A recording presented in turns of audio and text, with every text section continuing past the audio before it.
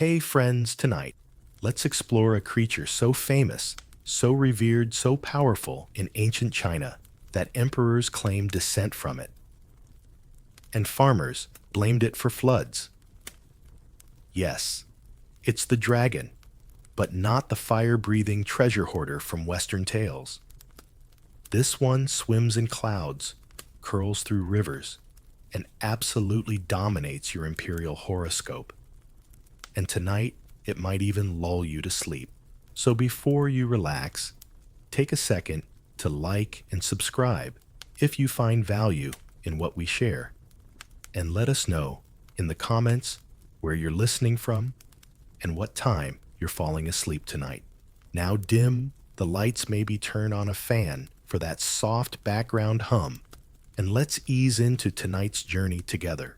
You're lying beneath a silk canopy embroidered with clouds, the air thick with incense and quiet reverence. Outside, the sky flickers distant thunder. The court astrologer has just announced that the azure dragon has awakened in the east, and that means one thing: rain is coming. Or fortune. Or maybe another tax. It depends who you ask. In ancient China, dragons weren't just a myth. They were cosmic project managers. Your crops, your seasons, your imperial luck, all reportedly governed by the whims of these celestial serpents. With their sinuous antlered bodies, beard-like whiskers, and pearl-clutching paws, they appeared more like floating deities than snarling beasts. And they didn't hoard gold, they distributed weather. Which, if you're farming rice in a monsoon-prone region, is arguably way more stressful. One of the oldest beliefs rooted in this myth was the idea of the long mai, or dragon veins. These were imagined currents of life energy qi that ran beneath mountains and rivers, guiding fortune and disaster like invisible subway lines. Entire cities were planned around these veins. If your village well dried up, clearly someone built a tofu shop right on a dragon's tail. Bad feng shui. But don't go thinking dragons were all noble wisdom and floating grace. Sometimes they were blamed for being too emotional. Thunderstorms, a dragon was upset. Earthquakes, someone offended a sky beast. Locusts. Okay, maybe not directly the dragon's fault, but probably linked to one of its cousins. The bureaucracy of mythological accountability was surprisingly vague. There's a strange comfort in how universal dragon sightings were. Farmers saw them slithering through clouds during summer storms. Sailors claimed dragons stirred whirlpools.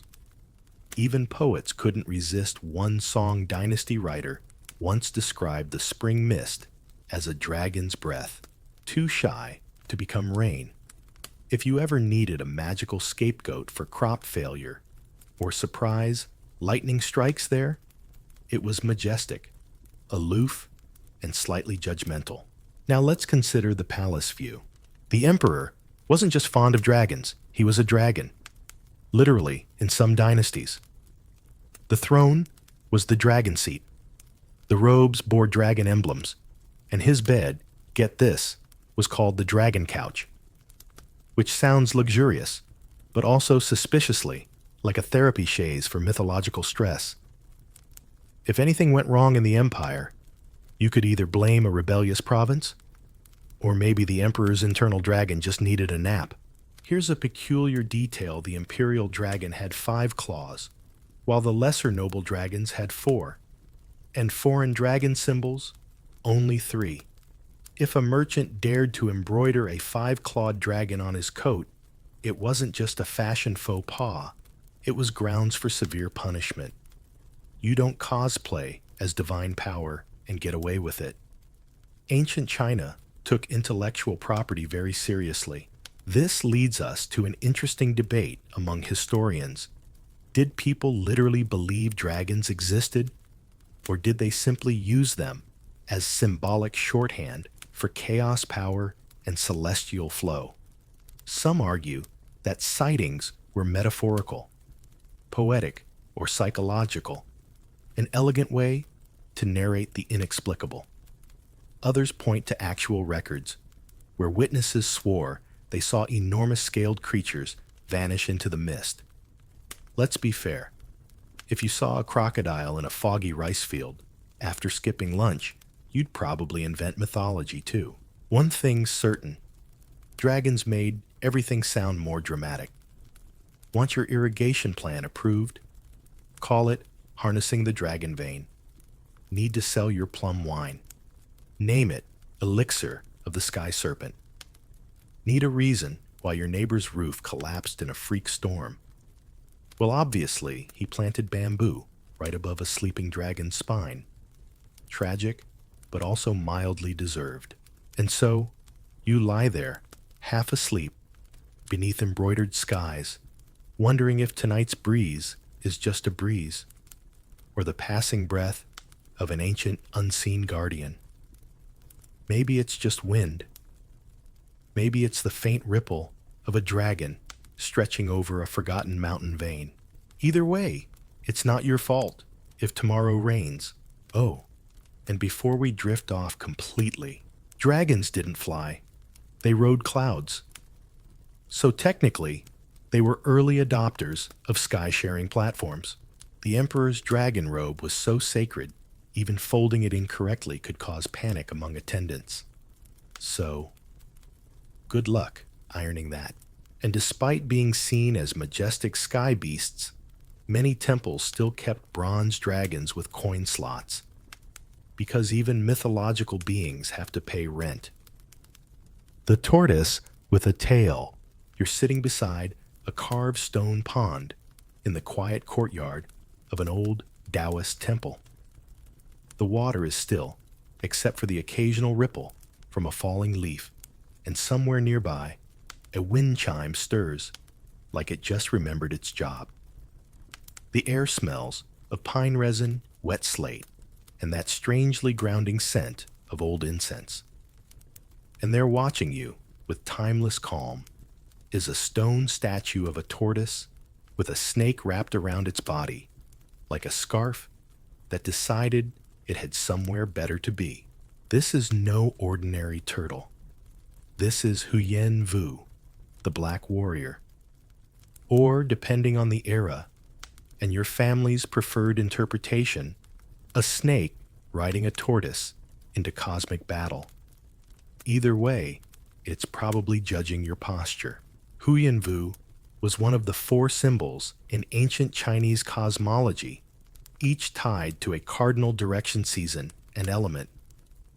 While the azure dragon got the east and spring, Huyen Vu ruled the north and winter, also known as the direction of darkness, mystery, and things you probably don't want to meet alone in the woods.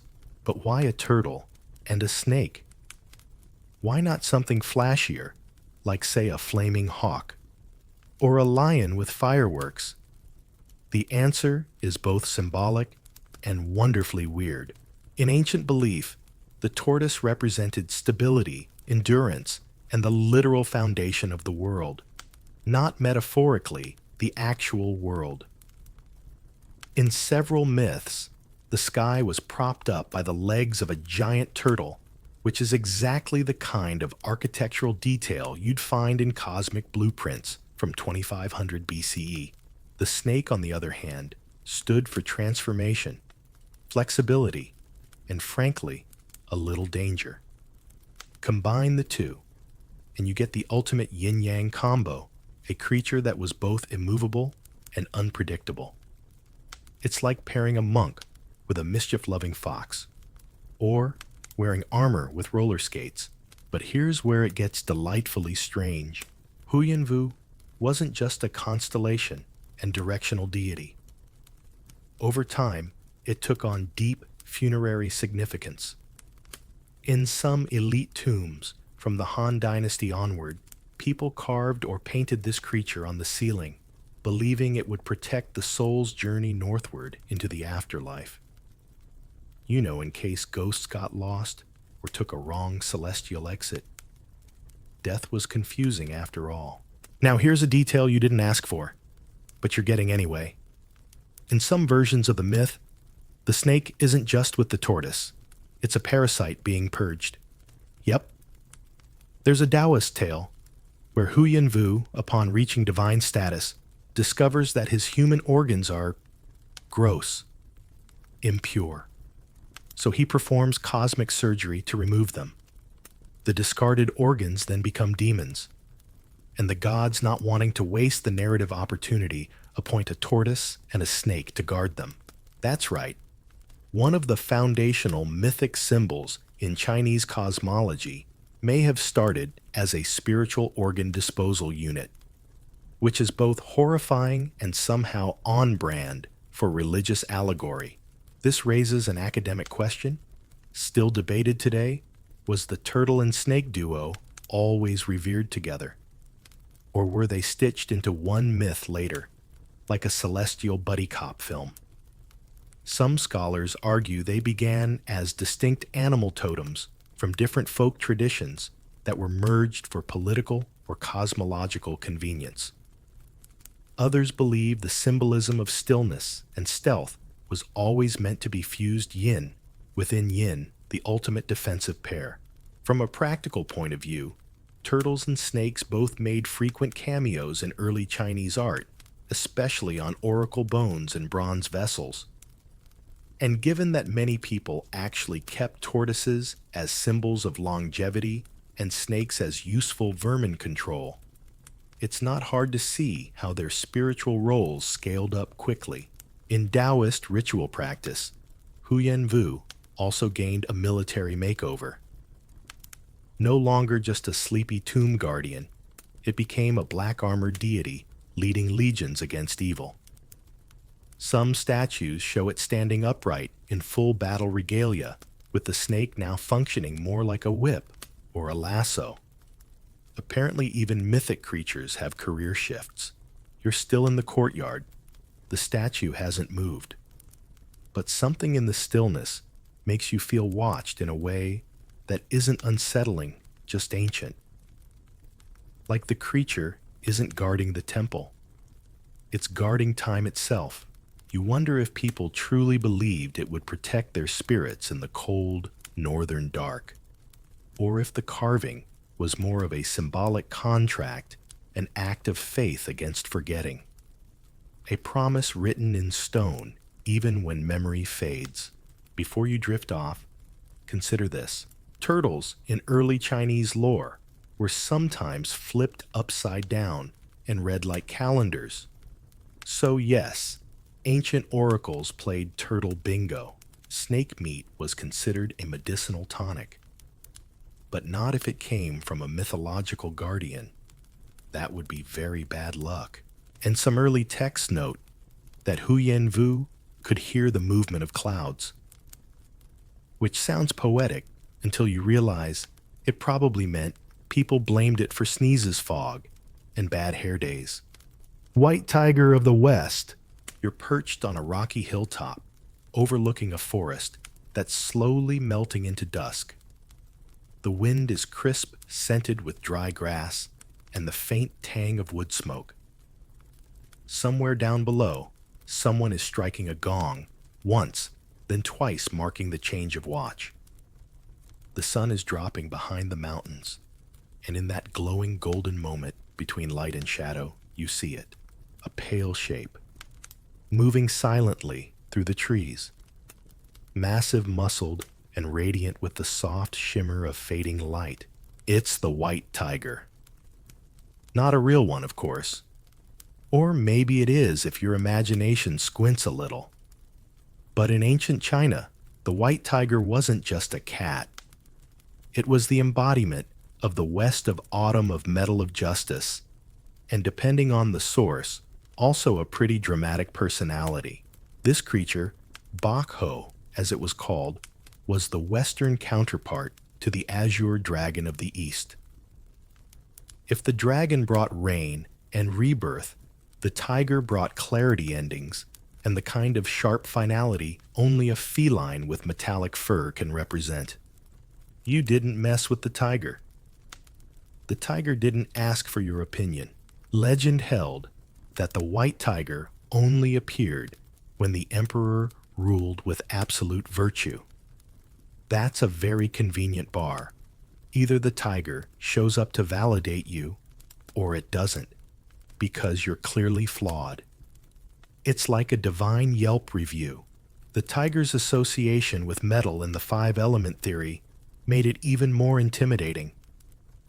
Metal was the element of weapons armor and sharpness, literal and figurative. So while the dragon whispered in clouds, the tiger's voice was the clean slice of a well-honed sword. It didn't promise change. It was change. And yet, despite all its fierceness, the tiger was also a protector. Graves in the West often featured carvings of tigers not to scare off the dead, but to guard them. The idea was simple. When your soul journeyed westward into the land of endings, the tiger would be there to escort you. Hopefully, with minimal growling. Here's where it gets quirky. In some folk tales, people believed that tigers absorbed evil spirits through their stripes. Not fought them, absorbed them. Like furry, grumpy vacuum cleaners for misfortune. That's why children's hats and shoes were often decorated with little tiger faces to ward off sickness and ghosts. Yes, medieval kids wore footwear that looked like it wanted to eat a demon. Very practical. Very bite-sized intimidation. Some Taoist ritual texts also describe the tiger as a divine vehicle for exorcism. Priests would invoke the power of the white tiger when dealing with malicious spirits, especially those that refused to read the room and leave politely. The tiger was not known for subtle exits. Here's a fun academic debate. Was the white tiger a pure invention of Chinese symbolism, or was it inspired by actual sightings of rare, light-furred tigers in ancient times? There are vague records from southern regions that mention pale forest beasts, though many scholars suspect those were either albino leopards or very ambitious exaggerations. Because let's face it, if your dynasty needs a cosmic sign, even a well-fed cat in moonlight might qualify. In military context, the tiger wasn't just a metaphor, it was a rank. Generals could receive a tiger tally, a bronze object shaped like half a tiger used to authenticate military orders. You had one half. The emperor had the other. When they matched boom, you were allowed to march your troops. It's basically mythic bureaucracy with a paw print. And then there's the tiger's role in astronomy. Along with the azure dragon, vermilion bird, and black tortoise, the white tiger ruled a quadrant of the sky. Its domain included 7 specific constellations, which were used for navigation astrology and determining auspicious days for anything from weddings to roof repairs. Because nothing says romance like checking if the murder cat constellation is in retrograde. Back on the hilltop, the white shape is gone, now slipped back into shadow, or maybe into your imagination. The forest is still, except for the rustle of leaves and the gentle knock of bamboo in the wind. You think of the people who saw that same sky centuries ago and believed that justice rode on stripes and paw prints. Maybe they weren't wrong. And as you sink deeper into stillness, here are 3 things to dream about. In some regions, people drew tiger symbols on walls with chicken blood to scare off ghosts. Not recommended for rental apartments. Tiger bones were believed to have healing properties. Ancient pharmacies where intimidation meets medicine. And one Han Dynasty poem insists the tiger roars loudest when injustice is near. Which is inspiring, until you realize your neighbor's cat is just hungry again. The azure dragon's breath. You're standing on a tiled rooftop, somewhere deep in a Tang Dynasty city. Below you, the scent of sesame oil and boiled cabbage wafts through the evening air. Above the stars are beginning to glow faint pinpricks on a silk black sky. And just east of the moon, there it is, a ripple of imagined scales, the curve of a celestial body slithering among constellations. It's the azure dragon, and while you might not see it at first glance, rest assured it's watching. Coiled among the stars of the eastern sky, this dragon isn't just here for show. It's doing celestial maintenance, like a divine HVAC system for seasonal changes, imperial fortune, and whether or not tomorrow's rice harvest will be ruined by freak weather. Unlike Western dragons, which usually hoard gold and breathe fire with bad dental hygiene, the azure dragon, Thong Long, breathes clouds. Specifically, it exhales spring. Yes, the whole season. According to ancient Chinese belief, when this dragon stirred in the heavens, the eastern winds began to move, rain clouds formed, and green life woke up beneath the soil. It didn't roar, it rustled. This made it essential to early Chinese astronomy and cosmology. Alongside the white tiger, black tortoise, and vermilion bird, the azure dragon was one of the four symbols ruling over the east springtime and the element of wood, which means it had a pretty good aesthetic going for it. Plants, breeze, sunrise poetry, renewal. A dragon with strong Pinterest energy. Each of these celestial creatures ruled over 7 constellations, or Xiu Su, which made up the 28 lunar mansions used in traditional Chinese star charts. The azure dragon's Xiu included constellations with names like Horn-Neck Root and Room, which may not sound poetic to modern ears, but they were serious business to ancient astrologers. If the horn star was bright and steady, the emperor could expect a prosperous spring. If it flickered or hid behind clouds, better reinforce those grain silos. And of course, the dragon wasn't just a passive star lizard. It could get emotional. Sudden storms, freak hail, or overly dramatic spring frosts were all blamed on the azure dragon being displeased. With what hard to say? A bad harvest ritual, someone building a roof the wrong way, or maybe the palace chef overcooked the dumplings again. Dragons are mysterious like that. Here's a charming and slightly bizarre belief. If you stood facing east at dawn during the spring equinox and bowed 3 times, the dragon might bless your dreams, or at least not ruin your planting season. A fair trade. Peasants, nobles, and even poets participated in these small gestures to the sky. There's something touching about entire villages bowing to clouds, just in case a sky serpent was in a forgiving mood.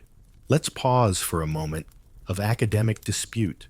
Some historians argue that the concept of the azure dragon didn't start as a dragon at all, but rather as a composite of seasonal patterns and agricultural metaphors that got mythologized over centuries. Others suggest the dragon archetype in East Asia predates these seasonal assignments, and that the integration with astronomy was a clever state-sponsored unification effort. In other words, dragon PR. And like all good PR, it trickled into daily life. From painted scrolls to embroidered imperial robes, the azure dragon was a common motif. Farmers painted little dragons on seed jars. Sailors carved them into boat hulls for smooth tides. Even civil servants included tiny dragon stamps in their springtime report scrolls. Because if your crop census gets eaten by a sky beast, you don't want it to be your fault. One particularly curious custom involved dragon watching parties. Yes, you, your family, and a few hundred of your closest neighbors would gather during specific nights in spring, stare at the sky, and wait for the stars to align in the shape of the azure dragon. If someone shouted, "I see it," others would cheer whether they did or not. It was part astronomy, part picnic, part peer pressure. You glance up from the rooftop. The stars haven't shifted, but your eyes are getting heavier. Maybe it's the lull of spring wind. Maybe it's the idea that even the stars have guardians. Or maybe you're just finally relaxing before sleep wraps around you like a soft dragon coil. Here are 3 gentle oddities to drift off with. In some villages, people would sprinkle tea leaves in the eastern corner of their house each spring to feed the breath of the dragon.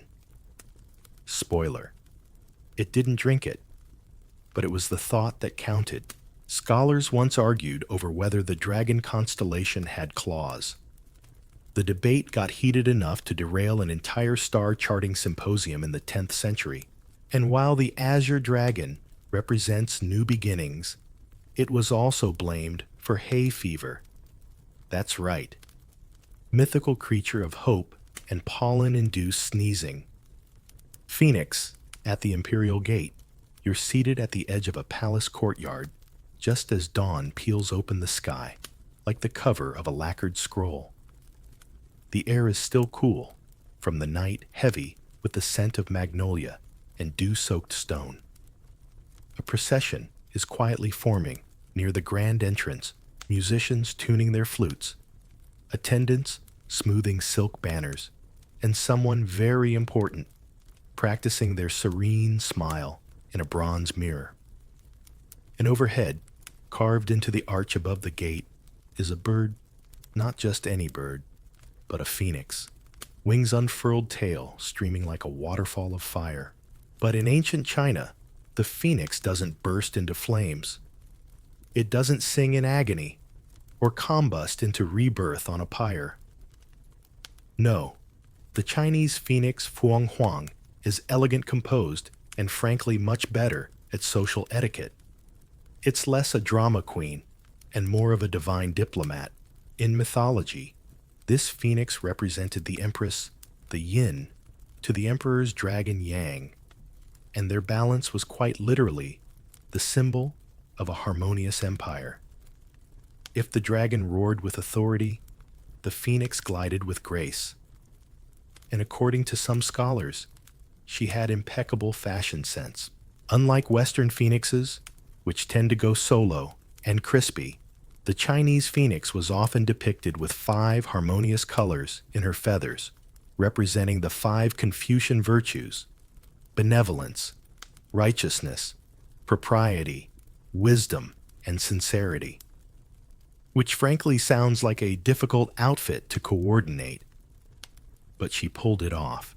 Her appearance was supposed to signal an era of peace and virtue, not unlike the white tiger, only showing up when rulers were just the phoenix wouldn't even land unless everything was going astonishingly well. So if you saw one, it was either a divine blessing or a very committed crane in makeup. There's one recorded incident during the Han Dynasty when a phoenix reportedly appeared in the imperial garden. The emperor immediately sent out proclamations declaring a new era of prosperity. Skeptics whispered it was a peacock with good PR. Either way, festivals were held, taxes were reduced slightly, and someone composed a 10-page ode comparing its tail to jade silk strung across the stars.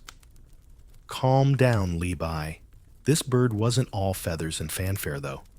The phoenix was also a kind of celestial bureaucrat. In early texts, it appears perched atop the Wutong tree, issuing judgments about mortal virtue. If your city was just and orderly, the phoenix might circle above it 3 times. If not, no comment, no feathers, no phoenix. That's a cosmic silent treatment. Let's take a turn toward the academic weeds.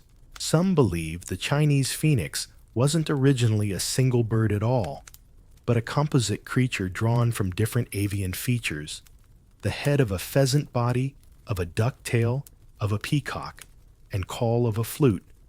Others suggest that early phoenix depictions were more dragon-like, feathered, but fierce, a visual cousin to the serpent-based beings of older shamanic traditions. Eventually, though, the image softened. By the Tang and Song dynasties, the phoenix became distinctly more feminine and refined, appearing on empress crowns, palace screens, and enough porcelain to start a dishware dynasty. Here's a peculiar practice. During coronations or imperial weddings, phoenix symbols were embroidered into robes using real gold thread, often accompanied by phoenix-shaped hairpins that could weigh up to half a pound. If that sounds heavy, it's because it was. The only thing stronger than the Empress's virtues might have been her neck muscles. But here's where it gets delightfully quirky. In certain folk traditions, a phoenix sighting was also used to explain awkward silences. Say two people were mid-conversation, and one of them completely lost their train of thought. Someone nearby might murmur, "A phoenix just passed," which is a much more elegant excuse than, "Sorry, I zoned out." And did you know this bird was also used as a divination sign?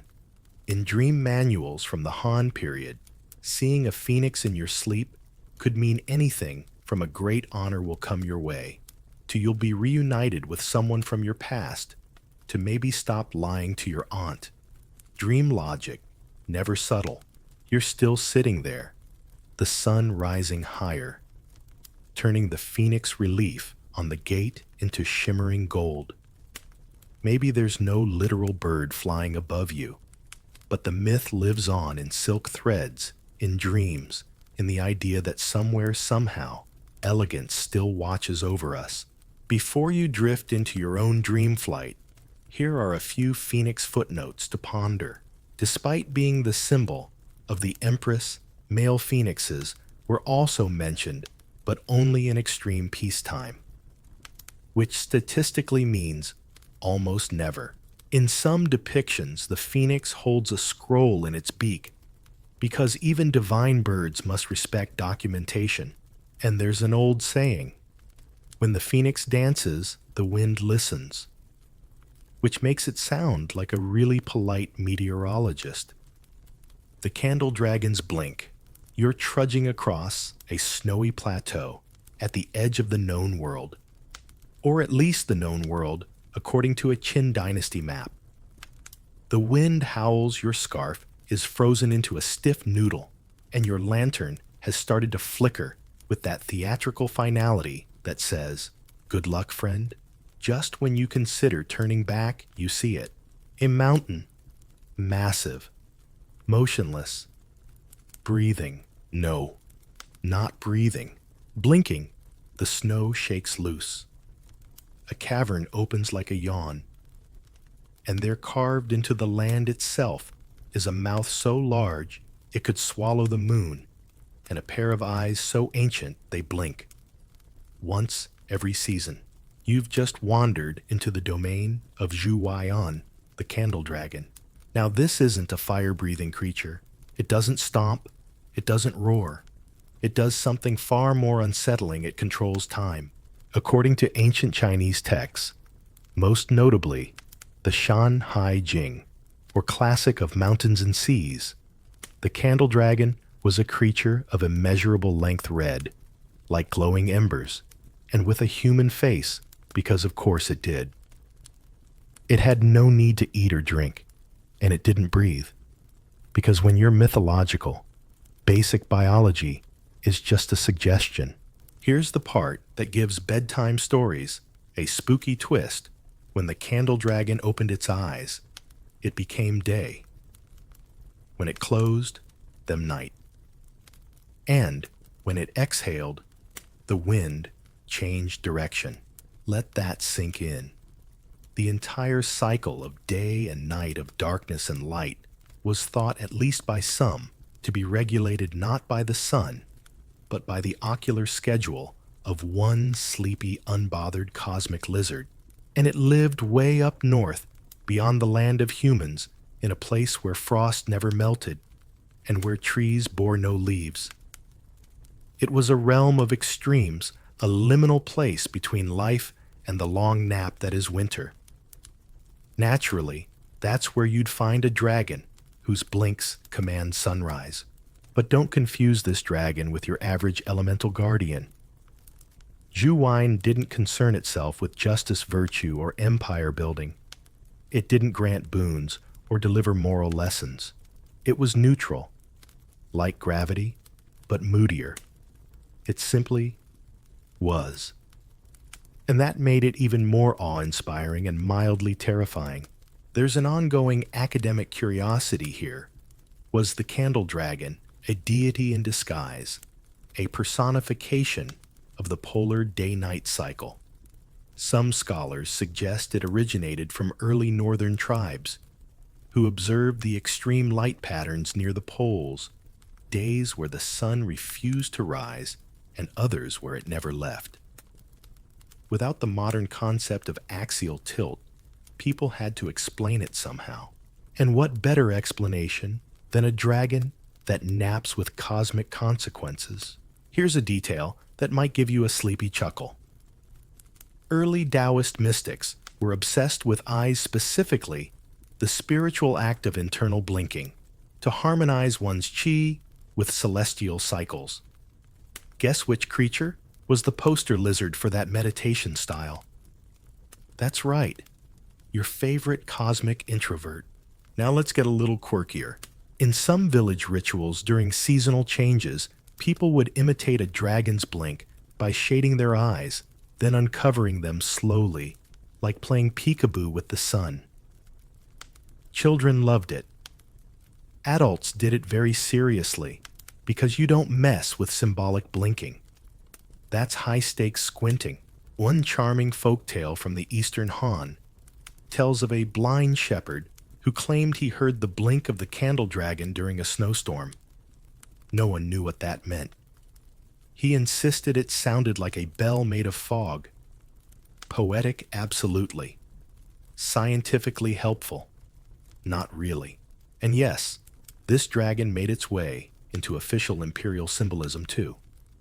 During the northern dynasties, some court robes featured candle motifs as nods to the candle dragon, especially for astronomers and record keepers. Because if your job is to track time, you might as well wear a mythical clock creature on your sleeve. You're still on that plateau. It's getting darker now. Or maybe lighter. Hard to tell. Maybe the candle dragon is napping with one eye open. Maybe time for just a moment is pausing between its lazy celestial blinks. Before we slip into the quiet of the coming dream, here are your final blink-sized facts. Some ancient texts say the candle dragon's voice could be heard across mountains, but only once every 1,000 years. So, not great at conversation. Despite being called a candle, it wasn't made of wax, though some monks lit actual candles in its name during equinoxes. Ritual vibes. And one scholar from the 3rd century insisted that dreaming of the candle dragon meant your week would go unexpectedly sideways, which honestly feels relatable. Jiangshi and the stiff-legged shuffle. You're wandering through a bamboo grove at dusk, the kind that shouldn't be spooky, but somehow is. The rustle of leaves sounds a little too rhythmic.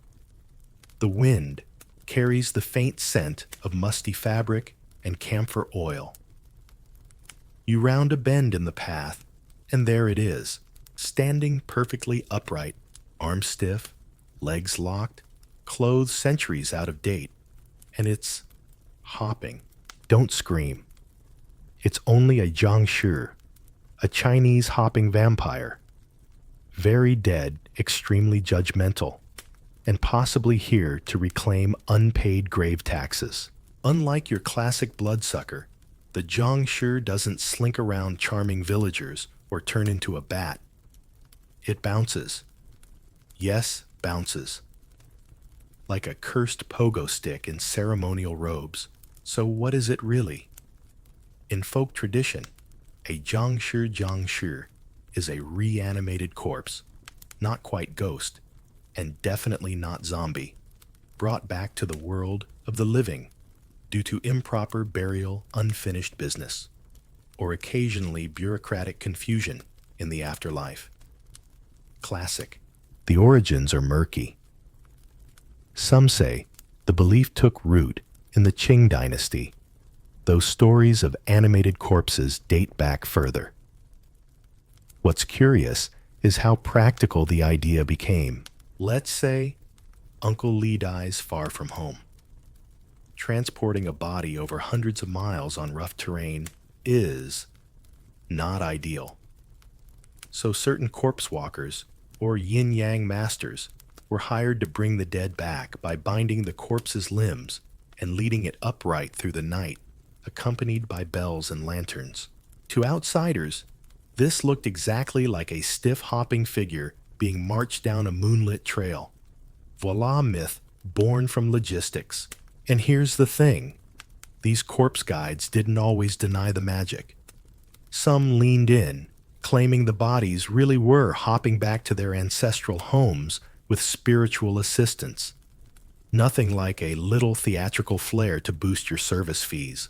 But over time, the story got teeth. The Jiangshi became less of a transport solution and more of a threat.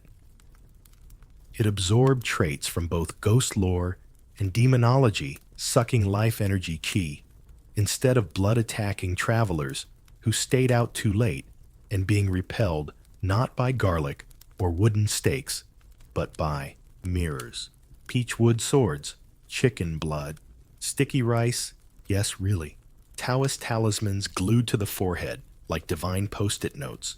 This strange blend of the spiritual and slapstick created a creature that's oddly theatrical.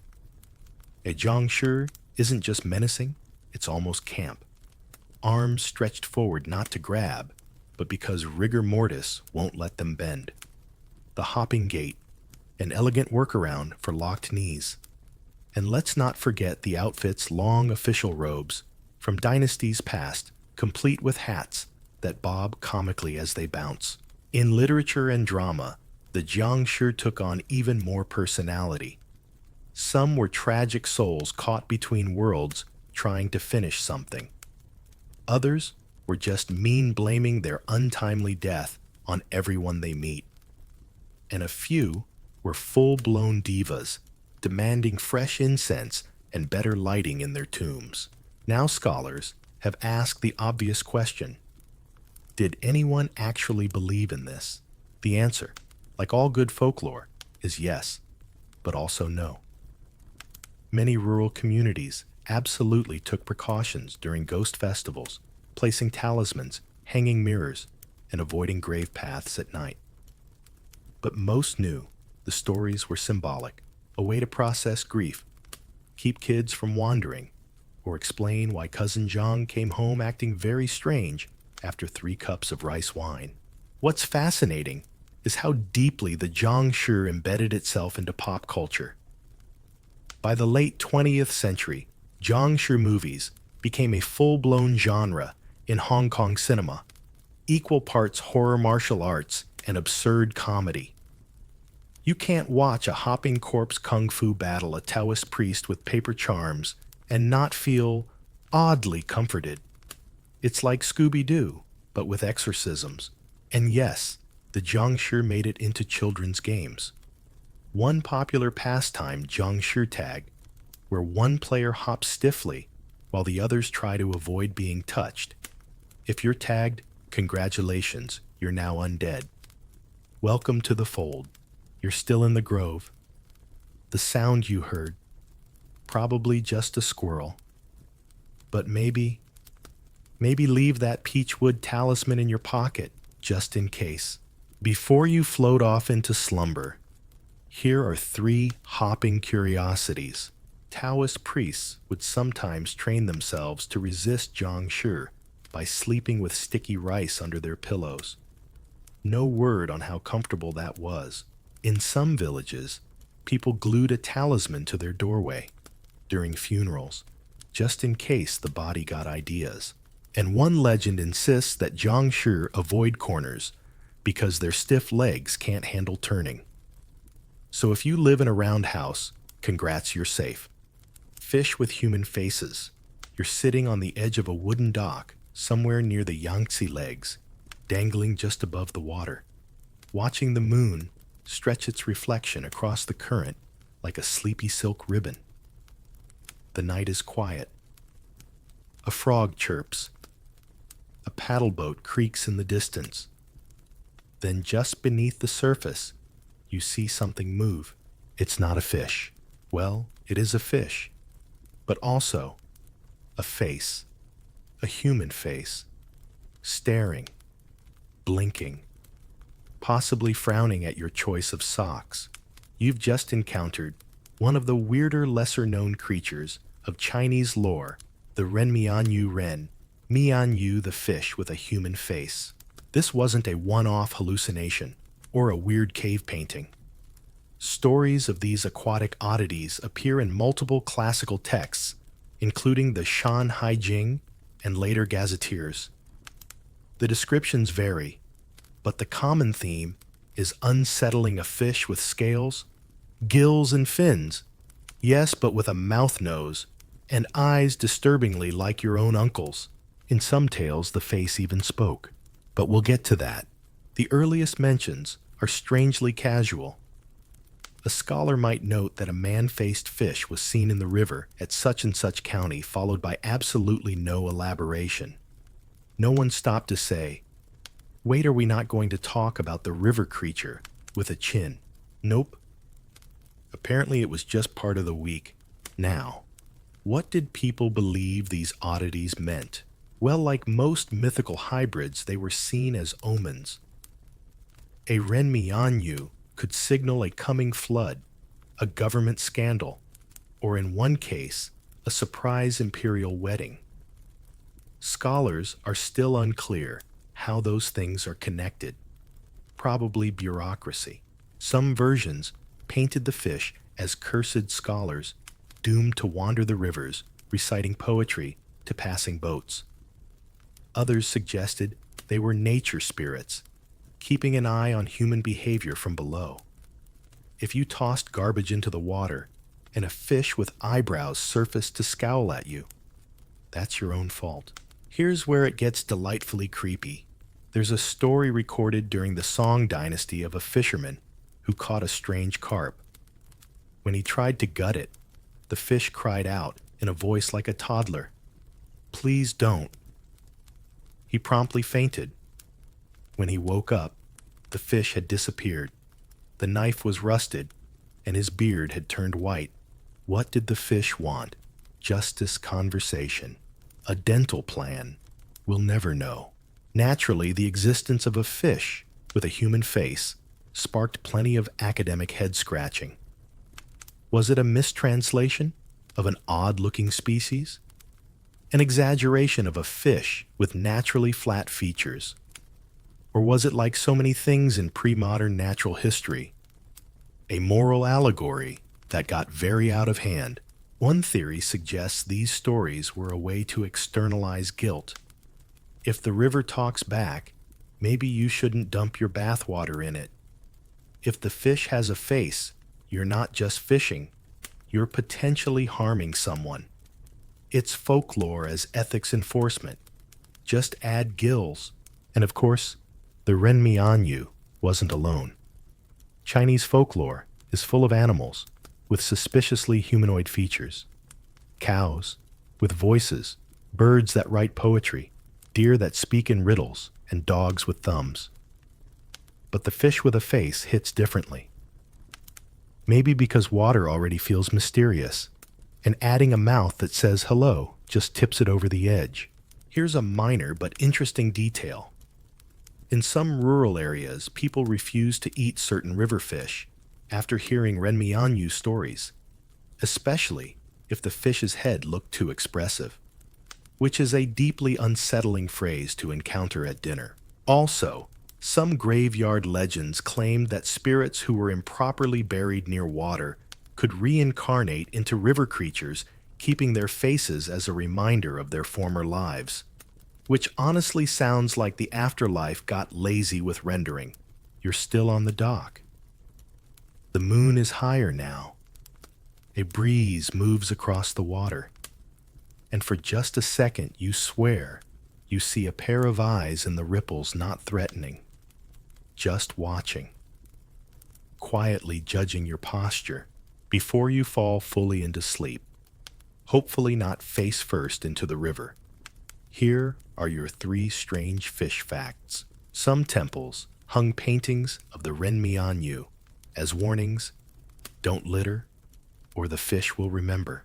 A few Taoist scrolls mention using the scale of a human-faced fish in potions, but also note that it is best not to try.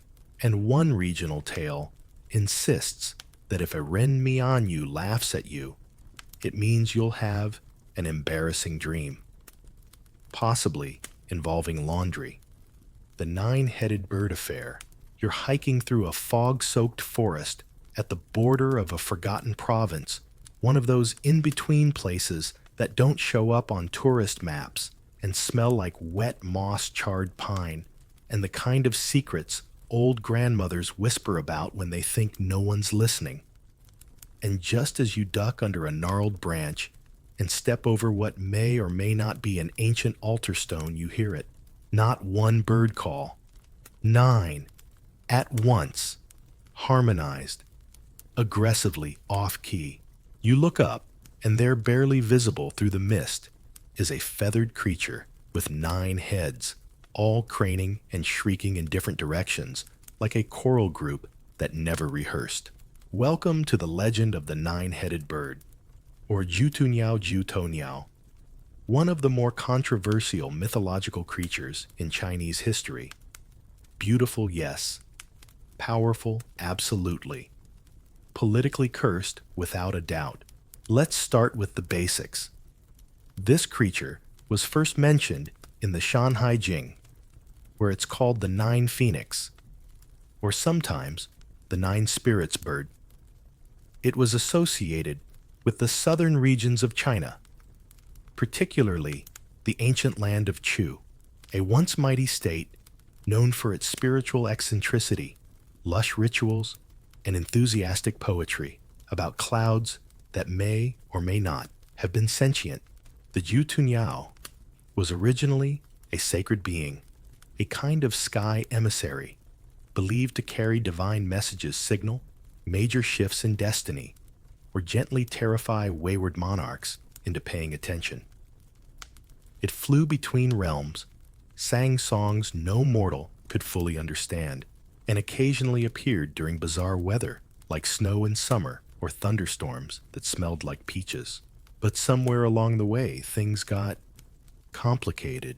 During the rise of centralized dynasties, the Chu state became both culturally fascinating and politically inconvenient. Their odd rituals, their weirdly beautiful music, and yes, their 9-headed bird all began to feel a little too independent. So what did the historians of the winning side do? They rewrote the Jutunyao as a monster. Suddenly, this once revered spirit bird became a symbol of rebellion, treachery, and bad omens. Some annals describe it as luring people into forests and causing confusion. Others claim it whispered anti-imperial ideas in the ears of noblewomen. At one point, someone even blamed it for a failed irrigation system, which feels like a stretch even for a multi-beaked scapegoat. This transformation raises a juicy scholarly debate. Was the demonization of the 9-headed bird a cultural purge, part of the broader erasure of Chu identity as the central Chinese empire consolidated power? Many believe so. It's a textbook example of how mythology gets edited, but despite imperial disapproval, the bird never quite vanished. In folk traditions across Hunan and Hubei, old poems and lullabies still reference the Jutunyao in softer tones. One verse even suggested that if you dreamed of the bird flying west, it meant a lost relative was sending you a message. Sweet, slightly eerie, very on brand. Let's address the biological elephant in the aviary. Why 9 heads? In Chinese numerology, 9 represents extremity, the largest odd number under 10. It's associated with emperors with celestial order and with things that almost touch the divine. So when a creature has 9 heads, it's not just a show-off.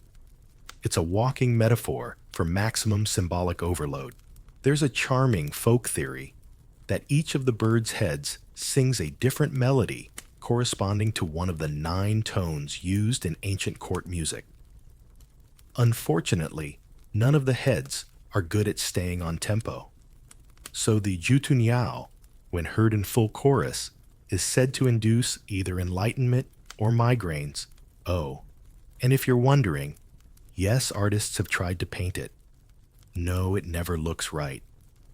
Either the heads are too symmetrical, which makes it creepy, or they're too chaotic, which makes it look like a celestial hydra with feathered stage fright.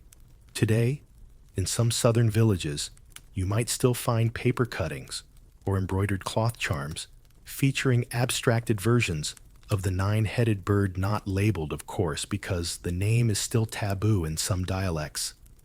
It's like drawing a mythical Voldemort. Don't name it, don't frame it, just quietly respect its vibes. You're still in the forest. The fog has thickened. And as one by one the bird calls fade into silence, you wonder if it was ever really there. Or if, like all great myths, it's just history, blinking from the underbrush, watching, waiting slightly off-key, before you sleepwalk through a dream full of feathers and forbidden symbols. Here are your 3 songbird side notes. In some dialects, 9-headed bird became slang for cunning politician. Usually not a compliment. One emperor banned all songs referencing birds with more than 2 heads, because subtlety is for amateurs, and a few tombs in the Chu region feature tiles with faint feathered imprints. Some say it's decorative. Others say the bird never really left. Deer that speak riddles. You're wandering through a pine-covered valley as twilight pulls a soft lavender veil across the sky. Everything is hushed except for the crunch of leaves underfoot and the occasional call of a distant bird that might be imitating a flute. As you reach a mossy clearing, you pause. A deer is standing there, but it doesn't run. It tilts its head, looks at you as if it recognizes you, and then it speaks. Not in words you quite understand, but something between language and music. A riddle, maybe, or a question you forgot you were asking. Welcome to the perplexing legend of the talking deer.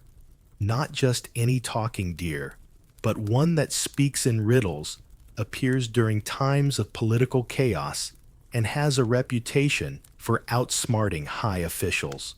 This curious creature tiptoes out of both myth and history, which makes it especially annoying for scholars trying to separate fact from fable. But that's also its charm. The deer doesn't explain itself. It just shows up, says something cryptic, and vanishes, kind of like your most philosophical roommate. Let's start with a historical twist. During the reign of Emperor Wu of Han, 2nd century BCE, a powerful court official named Zhao Gao reportedly brought a deer to court and tried to convince the emperor that it was a horse. Yes, a horse. Just a very graceful, horned, soft-eyed horse. When courtiers protested, Zhao Gao marked them as disloyal. It was a loyalty test disguised as a hallucination. And that story became a saying, pointing at a deer and calling it a horse, a metaphor for blatant lies presented as truth. Ancient gaslighting with hooves. But before this tale became imperial office, gossip deer already held a mystical role. In early Taoist texts and shamanic stories, the deer wasn't just a pretty woodland creature. It was a messenger between realms, often appearing at night to those caught between decision and doubt. And it didn't just talk, it riddled. The idea was that a deer might appear to a traveler or official and pose a strange question. If you understood it, you'd receive insight or a blessing. If you answered wrong, well, you'd wake up back home 3 days later with no memory and your shoes on the wrong feet. Deer were considered symbols of longevity and serenity. But the talking deer was something else, an agent of divine ambiguity. It didn't tell you what to do. It made you think too hard about what you were already doing. One recorded legend from the Six Dynasties period tells of a scholar who encountered a deer while lost in the mountains. The deer bowed to him, asked him why ink flows faster than tears, and then walked away.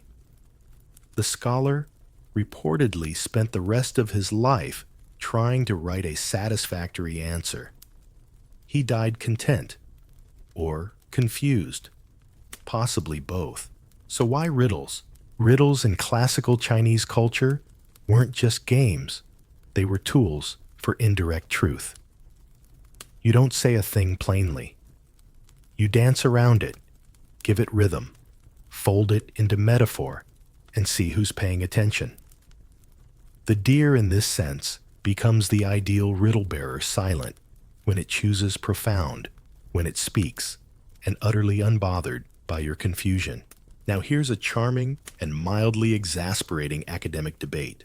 Some scholars argue the riddle-speaking deer was rooted in dream interpretation manuals, where animals represented subconscious messages. Deer, being gentle, yet elusive, were thought to signal inner wisdom or internal conflict. So when the deer in your dream tells you the stream does not know where it flows, that's your brain asking you to stop replying to palace memos at midnight. Others believe the deer originated in shamanic trance rituals, where mediums in antlered masks would speak in riddles to imitate spirits. Over time, the mask and the metaphor blurred into a deer with riddles of its own. And let's not ignore how deer move. Their steps are precise, quiet, intentional. They don't barge in like dragons or tigers. They arrive like thoughts you almost had. The talking deer became a walking metaphor for epiphany that won't explain itself. You're still in the clearing. The deer is gone. Maybe it never spoke. Maybe it did, but your waking mind isn't ready to remember. Either way, the feeling remains, that slight mental itch that maybe you're supposed to ask yourself something tonight before you drift off into the soft forest of your own riddles. Here are 3 gently hoofed thoughts. In some rural regions, deer hooves were carved into riddle dice, thrown during festivals for answers to life's small mysteries. Like who stole your cabbage? Imperial poets occasionally wrote in the voice of a deer, usually expressing patient irritation at humanity's noise.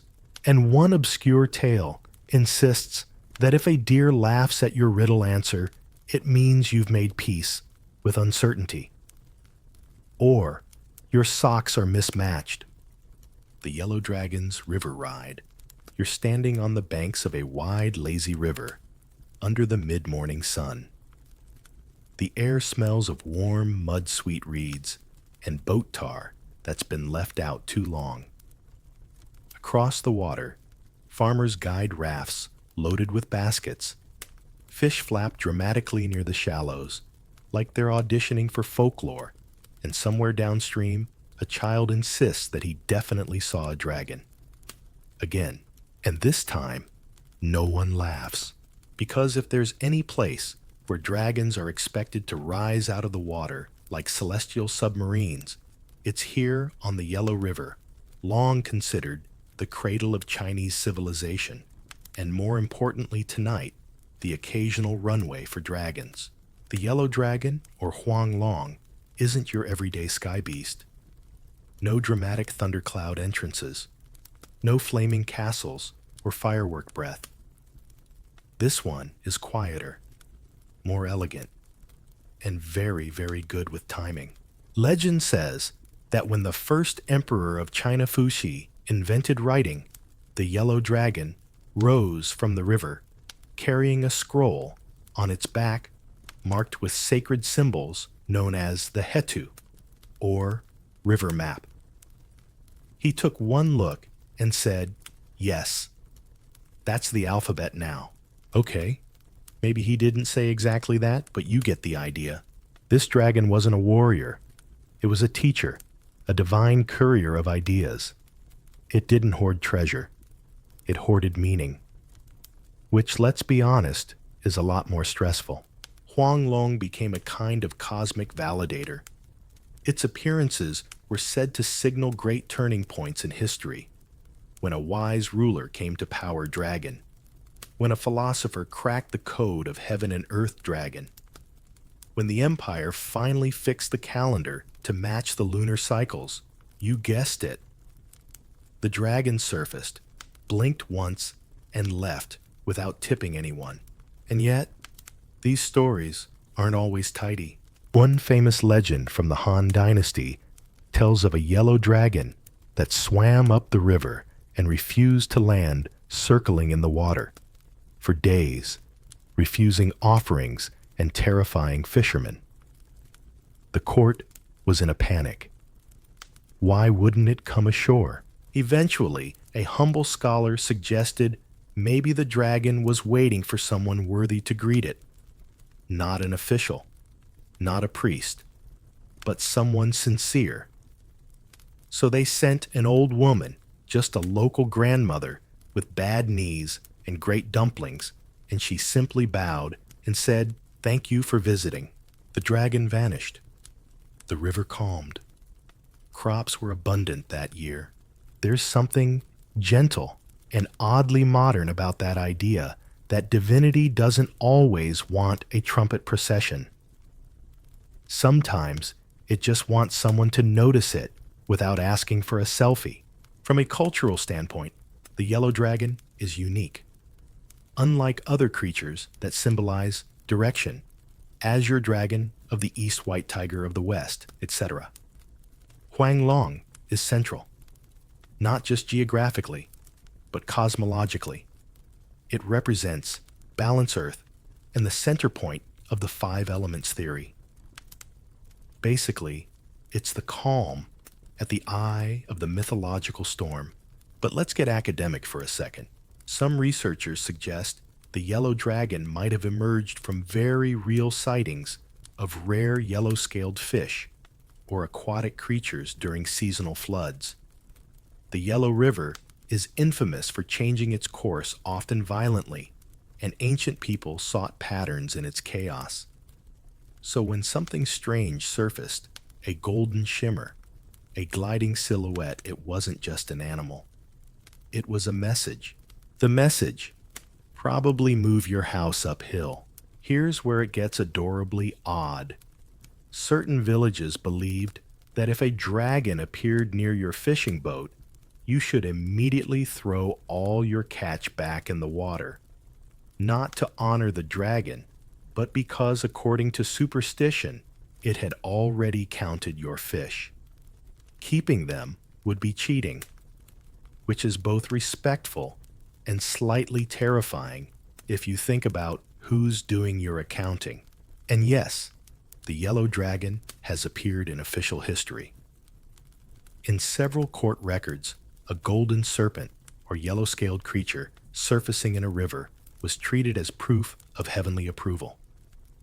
New dynasties wrote it into their PR campaigns. Our emperor, totally dragon-approved. Here's the scroll.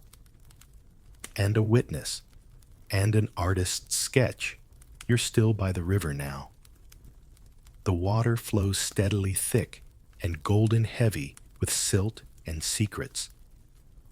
If you look long enough, you might see something just below the surface, a shimmer, a spine, maybe a flick of a golden whisker. Or maybe it's just a carp, but still, it doesn't hurt to nod. Just in case. Before the tide carries you into dreamland, Here are three rippling curiosities. Some ancient scholars believed the Yellow River itself was the body of the dragon, and every flood was its stretching. A few royal seals were said to contain dragon essence ink mixed with real river sediment. Fancy, possibly gritty.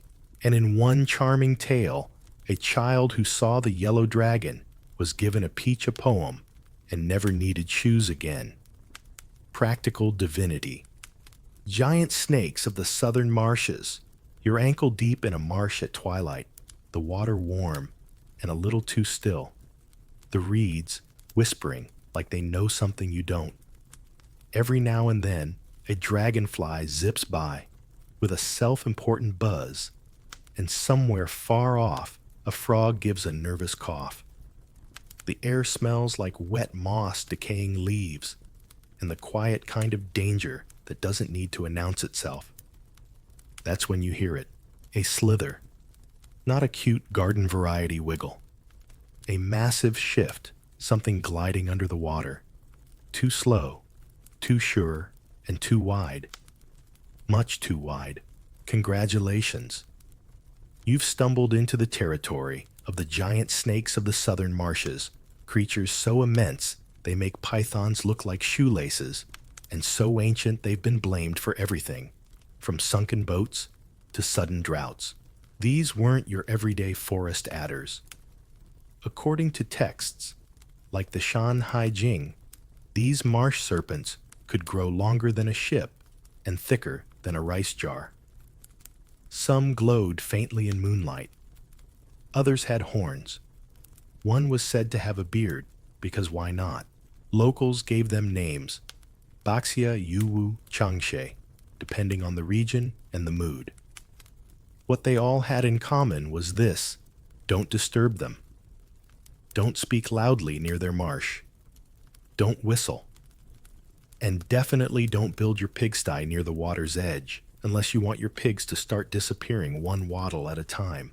Some stories paint them as guardians, keepers of water, sources, slithering sages that knew when the rain would come and when the river would rise.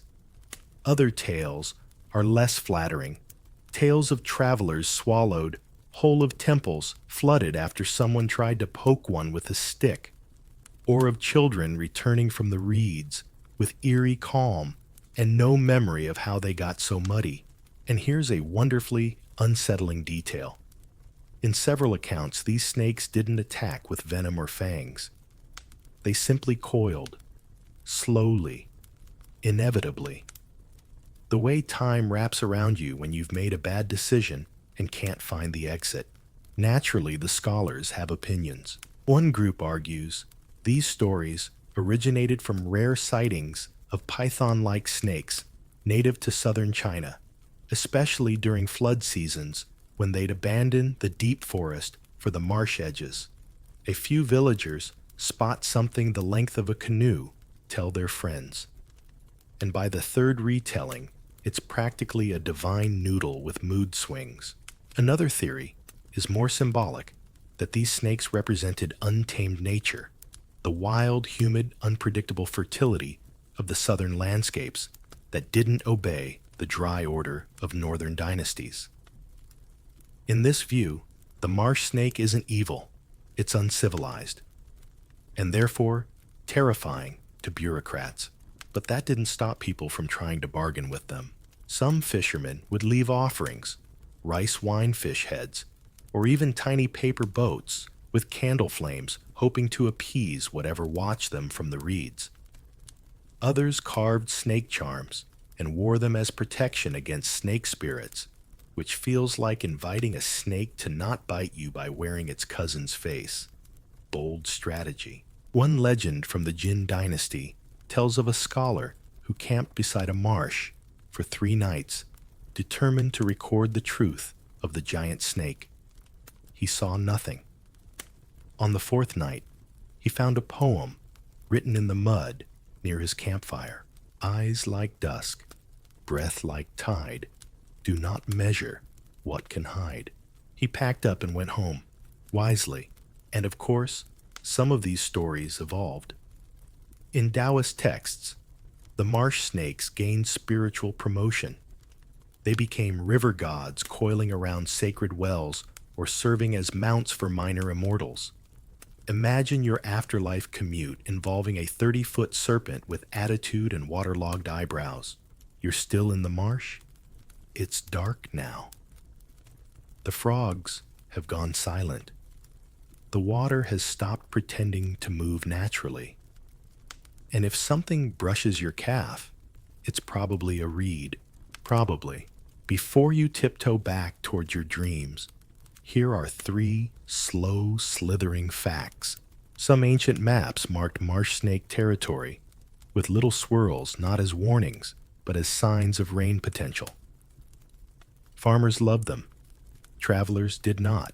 Certain water festivals included snake dances, with long cloth dragons imitating serpents, meant to ensure rainfall and keep the real things asleep. And one rural superstition claimed that if you heard whispering at a swamp's edge, it wasn't a spirit. It was a snake trying to remember your name. The hairy beast on the mountain pass. You're climbing a narrow trail that snakes its way up a misty mountain, 1 foot in front of the other, your breath fogging the cold morning air. The path is ancient, barely wide enough for a goat with commitment issues, and the stones are slick with moss. Each step echoes even though there's nothing but fog around you. And then you hear it, a low rumble, not quite thunder, not quite growl. It seems to come from everywhere and nowhere. You pause. The trees tremble. A pine cone falls very dramatically. Then, through the mist, it appears. A massive creature taller than a man, bulkier than a bull, covered in thick, shaggy fur, the color of dirty snow and old moonlight. Its arms hang low. Its eyes glow faintly yellow. And when it opens its mouth to roar, the trees lose their leaves. You've just met the Mao-Hu, the hairy beast of the mountain pass. And it is having a very bad day. Unlike dragons and phoenixes, the Mao-Hu doesn't show up in elegant court scrolls or Bronze Age star charts. This beast is a creature of the margins whispered about in travelers' inns and tea stalls near the foothills of southern and western China. Descriptions vary, but the essentials are the same. It walks upright. It's covered in fur. It smells like damp wool and judgment. And it absolutely hates loud noises. Some call it a mountain spirit. Others say it's a cursed monk.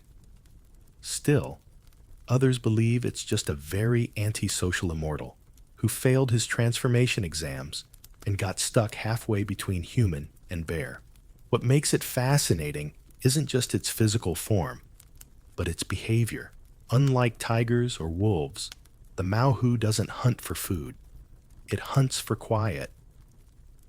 Yes, many stories say it appears when travelers argue too loudly, bang pots too often, or insult the landscape. It then chases them downhill in what can only be described as a very hairy intervention. Here's where it gets academic.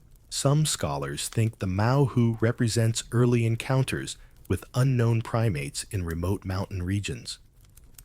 There are recorded sightings, often secondhand, of wild men or ghost apes spotted in the fog.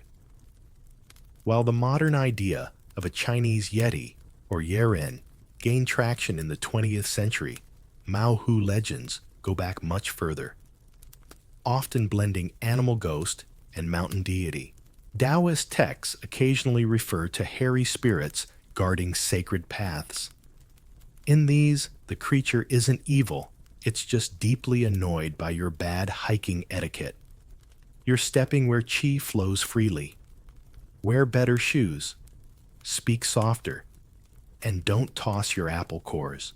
One delightful folktale tells of a young man who, trying to impress a girl, shouted poetry on a mountain trail. The Mao appeared confiscated his scroll and gently but firmly escorted him down the slope. The moral: don't mix romance and mountain acoustics. Another tale involves an old woman lost in the fog. She encountered the Mao, but instead of attacking it, silently led her to a warm cave and disappeared. She later returned to the village and built a shrine not to the beast, but to the kindness of silence. And yes, there's a riddle tradition here too. In some regions, during mid-autumn gatherings, people would tell Mao riddles in whispers. If the wind carried the riddle away before anyone solved it, they'd say the beast had taken it.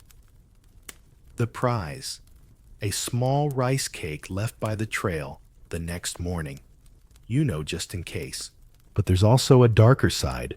A few grim versions say the Mao collects echoes trapping the last words of lost travelers. When you enter its valley, your voice begins to fade.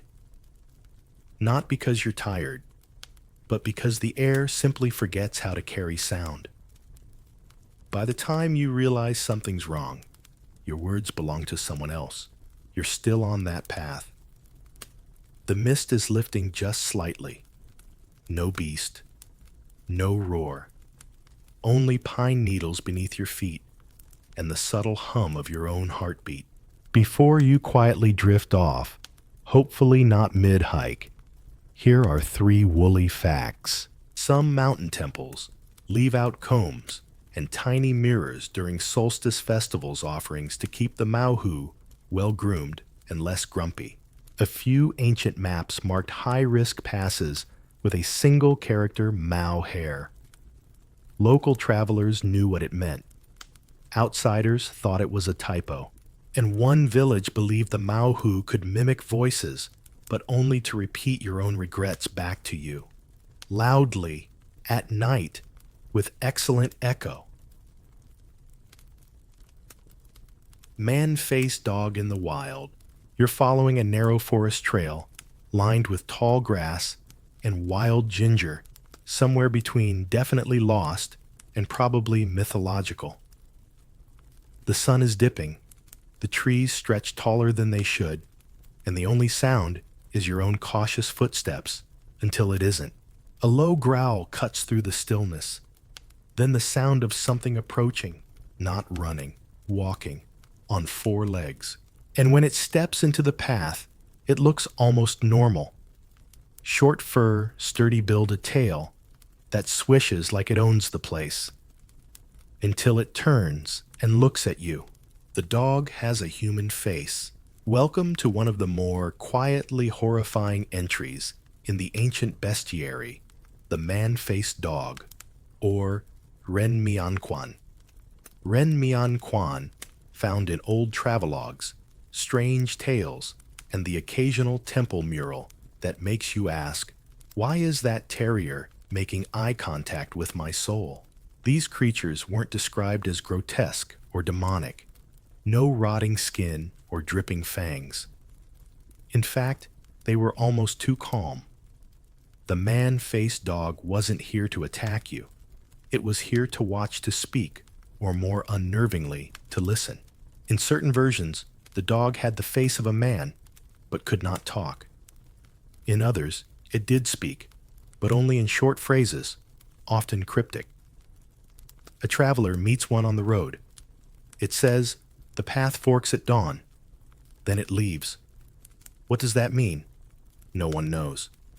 But you'd probably listen to it anyway, because dogs with eyebrows tend to win arguments. One of the earliest mentions comes from the Shan Haijing, because of course it does. The text places this creature in remote regions of the West, described plainly as a dog with a human face that howls like a baby. Comforting.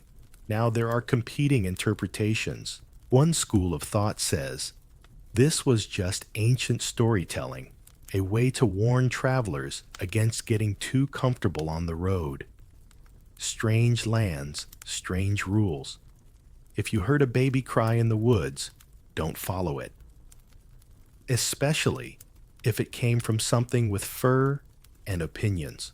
Another theory proposes these stories began as misunderstandings, maybe some actual animals with vaguely human features, like monkeys or barking deer, were exaggerated by travelers until the tail grew ears and a nose like Uncle Joe's. But some versions go deeper. The man-faced dog wasn't just an oddity. It was a spiritual mirror, a creature that reflected the thoughts of those around it. Some said if it spoke to you, it was repeating what you were about to say. Others claimed it carried the voices of the dead, passing along last messages like a furry judgmental telegram.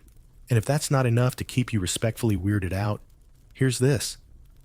Some legends say the man-faced dog didn't walk toward you.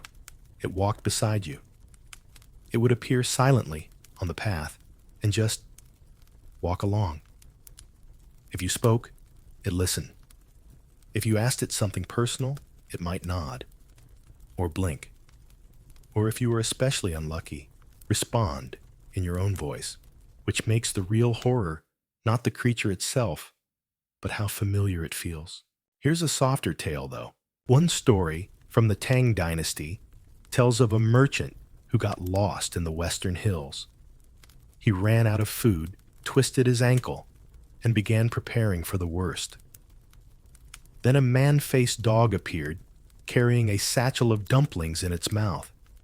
It laid them down, sat quietly, and waited until he finished eating. When he asked what it wanted, it simply turned and walked away. He lived another 20 years. Every year, on the same day, he left a dumpling by the forest trail. Even among the creepy, the strange can still be kind. Naturally, this creature stirred philosophical debate. Was it animal ascending to man, or man falling into beast? A punishment, a transformation, or just another face of the natural world, reminding you that categories are negotiable. You're still on the path. The dog is gone. Or maybe it's just ahead listening, waiting to see if you'll say something worth repeating. Before your thoughts curl softly towards sleep, here are 3 shaggy details to nibble on. In some areas, masks resembling man-faced dogs were worn during ghost festivals, said to help spirits find the right mouth to speak through. A few regional tombs contain statues of dogs with eerily detailed human expressions. Archaeologists call them guardian beasts. Others call them nope statues, and one folktale insists that if you dream of a man-faced dog licking your hand, it means you've made peace with a regret, or that you should stop ignoring that letter you haven't opened. The 2-headed serpent case. You're tracing the edge of a rice field at dusk, where the sky glows copper and the water between stalks mirrors the whole thing like a dream. Crickets start their song, frogs harmonize in the paddies, and just as you're about to enjoy the moment you spot it, a snake. Or 2 snakes. No, 1 snake, 2 heads, both moving, both watching, and one of them looks slightly annoyed you noticed.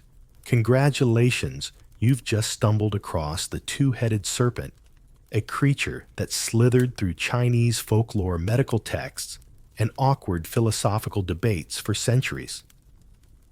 Not just a natural oddity, but a walking, wriggling contradiction that people couldn't stop writing about. Now, to be fair, actual 2-headed snakes do exist, bicephalic reptiles, the result of embryonic division gone halfway. But while modern science shrugs and says rare, but real ancient scholars and peasants alike saw these creatures and went, ah, yes, an omen. And probably not a cheerful one. Let's start with the basics. In many regions, seeing a 2-headed snake was considered a very bad sign. Depending on where you were, it meant a coming drought, a family argument turning ugly, a failed harvest, a government scandal sometimes, all four at once. This is where the metaphor slithered in. Two heads pulling in opposite directions. Clearly that meant division between people, between villages, between rulers and their conscience. You didn't just see a weird snake. You saw the embodiment of civil disagreement with fangs. In some ancient households, if a two-headed snake was spotted near the door, it meant someone in the family would betray the others, or at the very least forget to pass the soy sauce at dinner and start a generational feud. Yet here's where it gets oddly respectful. Despite the panic, these snakes weren't always killed. In some regions, people would trap them, gently place them in clay jars, and bury them at crossroads, believing that doing so would tie down the bad luck before it spread. A reptilian peace treaty with the universe. And yes, the scholars had thoughts. So many thoughts. One late Han era text debated whether the two heads shared one mind or argued constantly. The author, clearly a fan of drama, imagined a serpent unable to move because both heads wanted to go different directions. Another scholar countered with perhaps the heads disagree, but the body moves where fate chooses, which is either deep philosophy or the worst road trip analogy ever. Some Taoist writers went even further, suggesting that the two-headed snake was a mirror of humanity reason on one end, desire on the other. When reason leads, all is well.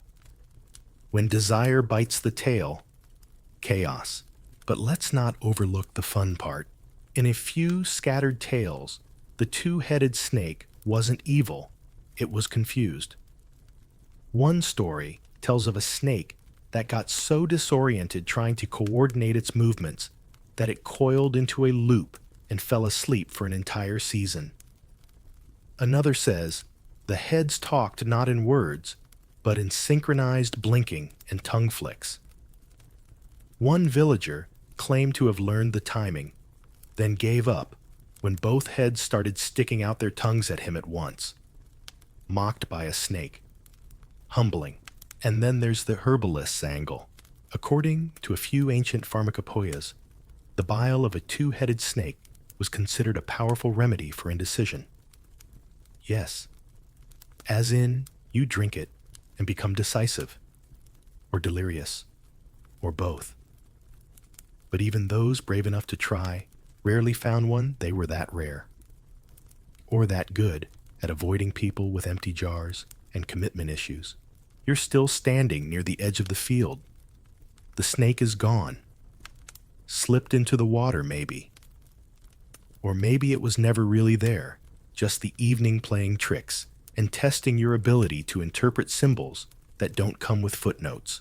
Before your own thoughts start sprouting extra heads, here are 3 slippery little facts. Some rural legends say two-headed snakes can see the past and future simultaneously, but neither head is allowed to tell the body what it knows. In certain old charms, the image of a two-headed serpent was carved into protective amulets, not to repel evil, but to remind the wearer, choose one path. And one playful story insists that if a two-headed snake nods at you, it's not a curse. It's simply both sides agreeing you've earned a nap. Birds that carry fire. You're walking across a sun-dried plateau. At midday, the earth cracked like an old scroll, and the horizon blurred with rising heat. There's not a tree in sight, only scrub and silence.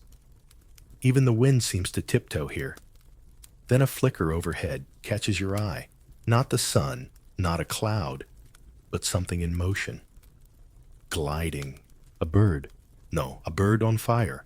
But not burning, not dying, just glowing. It sails overhead, trailing warmth instead of smoke, casting shadows that seem too long, too strange. Then it's gone, vanishing beyond a ridge like a spark retreating into a dream. You've just witnessed the flight of a Junyao, the mythical fire-carrying bird of ancient China. Equal parts omen mystery and mood lighting. Mentions of such birds appear in classical texts like the Shanhai Jing and Huainanzi, where they're described as red-feathered creatures with flaming tails, glowing eyes, and an unfortunate habit of setting things alight by accident or on purpose, depending on the version. Some say they were the messengers of heavenly fire. Others say they were fire incarnate, feathered, and slightly annoyed by humidity. Unlike the phoenix, which was refined and ceremonial, the Junyao was unpredictable. It didn't wait for imperial permission or perfect virtue. It showed up when it wanted, where it wanted, and always meant something.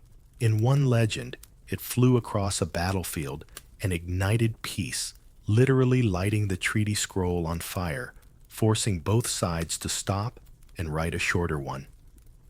In another, it perched on the roof of a granary and then vanished. The next morning, lightning struck the structure, but no flames spread. Instead, every mouse inside reportedly fled in terror. So, divine pest control. Flaming and benevolent. We love a multitasker. Now, let's get academic for a moment. Some scholars believe stories of firebirds may have originated from rare meteor sightings where streaks of light cross the sky in the shape of wings. Others suggest the tales began as symbolic metaphors for technologies that were still new and magical to most fire-making metallurgy or even gunpowder experimentation during early periods. Still others point to actual birds, cranes or herons, that when flying at dusk with sunlight reflecting off their wings appeared to shimmer like flame. Add a little poetry, a lot of imagination, and boom, avian arsonists. But there's also a practical side. In some ancient communities, the image of the firebird was painted on roof tiles to protect against lightning strikes. The logic fire fears fire, which, sure. Meanwhile, in certain villages, bonfires were lit during festivals specifically to guide the bird's path, ensuring it wouldn't mistake your barn for a nest. One particularly peculiar story tells of a recluse who trained a Junyao using incense trails and song. He lived in a cave, wrote poems in charcoal, and claimed the bird would visit him every spring, equinox land on his shoulder, and hum in a voice like boiling tea. No one ever saw it. But the old man's tea did always taste warmer than expected. There's also a side of fear. In drought-stricken regions, the appearance of a flaming bird wasn't good news. It meant the balance was off that fire.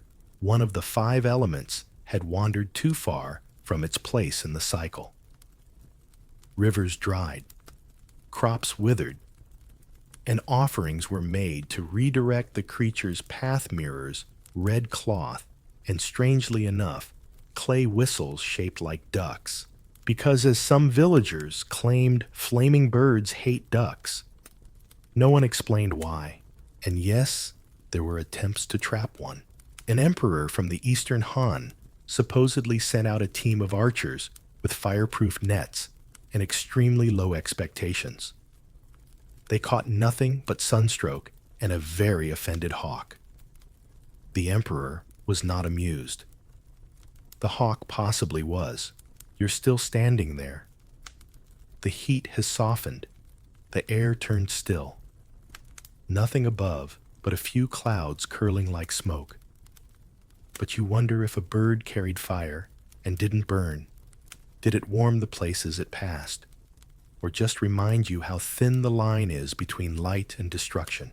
Before your thoughts spark and flicker out, here are 3 ember-bright curiosities. Some temples kept fire feathers, red-dyed quills said to bring luck in the kitchen and ward off burns. mostly symbolic. Mostly. During certain solstice rituals, performers wore cloaks of glowing silk and ran through fields as firebirds blessing the land with fake but fabulous flames. And one traveler's journal insists that if you see a firebird and it blinks at you, your tea will never go cold again. Mildly useful, unprovable, very comforting. Goat with human hands. You're passing through a stony mountain trail where everything feels slightly off. The wind moves like it's trying to remember something. The trees grow at crooked angles, as if caught mid-flinch. And on a ridge just ahead, standing still as a statue, is a goat. Nothing strange yet, until it steps forward, hooves clicking on stone. And you realize it doesn't have hooves. It has hands, human ones. Pale wrinkled, strangely gentle. And it's using one of them to scratch its ear. Meet one of the most unsettling entries in the odd corners of Chinese folklore, the human-handed goat, known in some regional stories as Ren Shou Yang.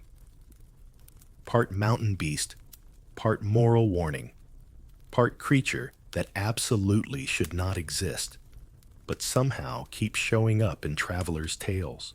This is not your standard fairy tale goat. It doesn't sing. It doesn't faint. It doesn't play cute with mischievous charm. No, this one stares at you quietly and then moves like it knows something you don't.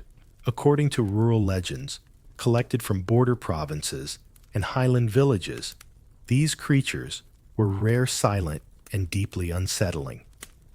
Their bodies were goat-like woolly sure-footed horns curling just so, but their forelimbs entirely human, complete with fingers, nails, and in some accounts calluses from unknown labors. Why? Well, the theories vary. One idea is that these were punished souls transformed into half animals as penance for crimes committed in life. The hands remained as a symbol of their humanity and their guilt.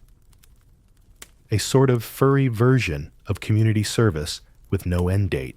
Another tradition claims they were once hermits or monks who strayed too far from their path. Not spiritually, literally. They went into the mountains to meditate and stayed so long that nature claimed their bodies, but their hands used for prayer work or writing were allowed to remain as is.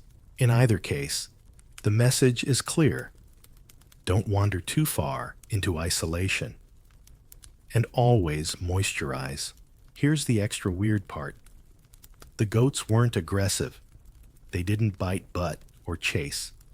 Instead, they were often seen from a distance, usually doing oddly human things, holding herbs, arranging rocks into patterns, even according to one deeply questionable report, trying to write something in the dirt with a stick. A few villagers treated them with gentle respect, leaving out offerings of food or cloth scraps. Some even whispered their troubles into the wind, believing the goat would carry the burden away, like a living confessional with chewing habits. Naturally, this prompted some scholarly curiosity. Were these stories metaphors? Visual shorthand for the tension between nature and civilization? Or cautionary tales about what happens when you disconnect too much from society? One 18th century herbalist wrote with remarkable seriousness that he encountered a goat with the hands of an old scribe and followed it for 3 days. On the 3rd day, it led him to a clearing filled with wild ginseng. He thanked it. It bleated, then vanished. He never found the clearing again, but insisted the goat was a spirit guide who had once kept records. Another traveler recounted being followed by a Ren Shou Yang for hours. When he turned and spoke to it, just a polite hello, the goat stopped, raised one hand, as if to wave, then calmly walked into the mist. The man didn't sleep for 3 days. Not from fear, just from thinking too hard.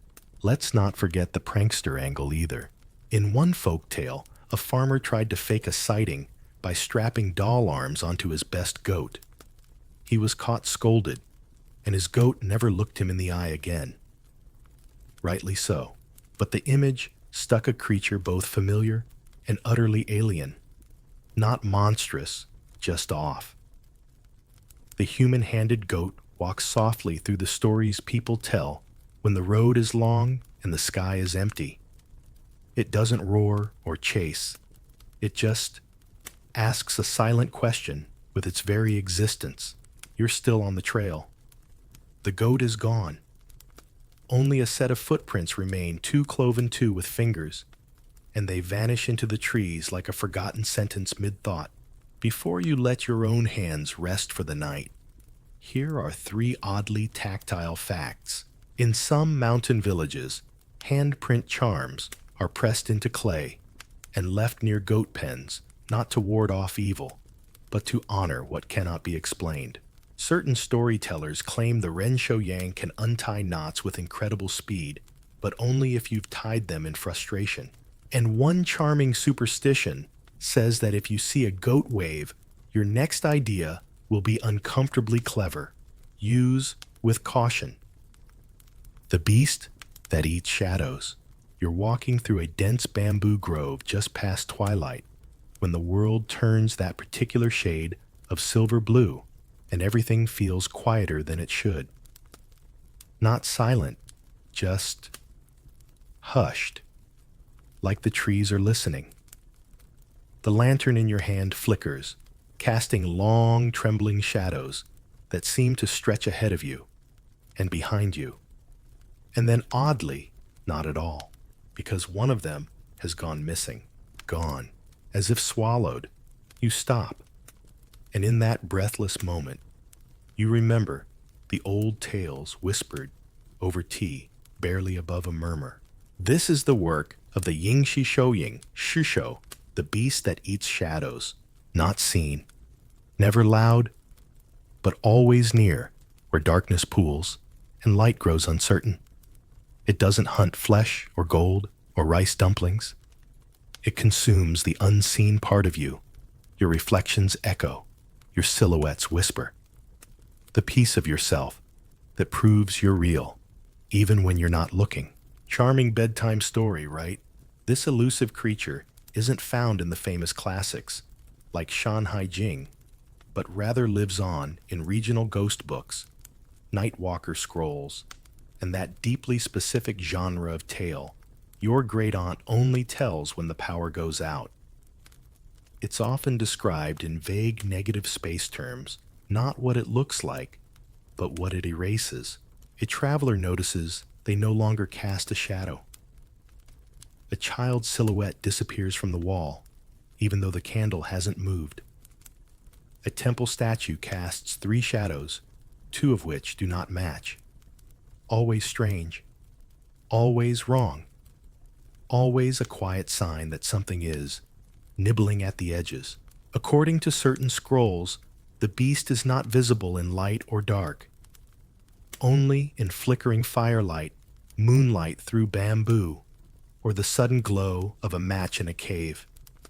It doesn't pounce. It drifts. A ripple in the dark. A fold in reality where your outline should be. And here's the eeriest part. It doesn't hurt you. Not physically. Instead, the stories say that once your shadow is taken, you begin to feel untethered. You lose your sense of direction, your memory of where you just were, or the names of people you love. Not all at once. Just enough to make your thoughts feel like tea that's gone too thin. Some believe that the beast doesn't eat shadows for food, but to collect stories carried within those shapes we cast when we think no one's watching. Others say it is a memory eater, thriving in forgotten alleys and behind doors you swore used to lead somewhere. Let's dive into the speculative theories, because yes, there are academic papers. Of course there are. Some folklorists see this creature as a personification of dissociation, especially in older texts involving grief or illness. Losing your shadow was a metaphor for losing your grounding, your identity. Others interpret it as an early explanation for things like sleepwalking déjà vu, or why a person might return from a trip not quite themselves. And in some Taoist interpretations, shadows were believed to be spirit echoes, part of your Shen, or personal essence. To lose one, that was no small thing. So what do people do about it? Some villagers used to hang small mirrors on the inside of their doorways, not to repel the creature, but to help the lost shadow find its way back. Others carried red thread, which when tied around the wrist, while chanting a protection charm, supposedly anchored the shadow to the body. Symbolically or spiritually, or as one elderly man put it, emotionally duct taped together. And yes, there's one charming ritual performed in certain ghost festivals. People gather in candlelight, cast their shadows onto silk screens, and trace them with ink. The belief that the ink outline, once folded and kept safe, acts as a spare in case your real one takes a walk without permission. You're still in the grove. The shadows dance more naturally now. Yours has returned, stretching behind you like a loyal dog that got distracted. Or maybe it was never gone. Maybe the beast just sniffed and decided your story wasn't ripe yet. Before you fade gently into the flicker of dreams, here are 3 shadow-soft facts. Some traveling monks carried lanterns with 3 wicks, claiming extra light, confused the beast, and made shadows too complicated to eat. In one region, people folded paper shadows, human-shaped origami figures, during funerals to feed the creature and keep it from haunting the living. And one poet wrote, "I feared no ghost, no storm, no blade, only the day my shadow forgot me." Dramatic, relatable, mildly concerning. Mermaid in the Yellow Sea. You're standing on the misty shore of a quiet inlet along the Yellow Sea. The tide is low, leaving behind ribbons of seaweed and shells shaped like old coins. The air smells like brine kelp and something faintly sweet like damp orchids. The water glimmers gold under the setting sun. And just as the last light hits the surface, you see movement. Not a wave, not a fish, something slower, smoother. A pale face, long dark hair flowing behind, scales that shimmer green to silver.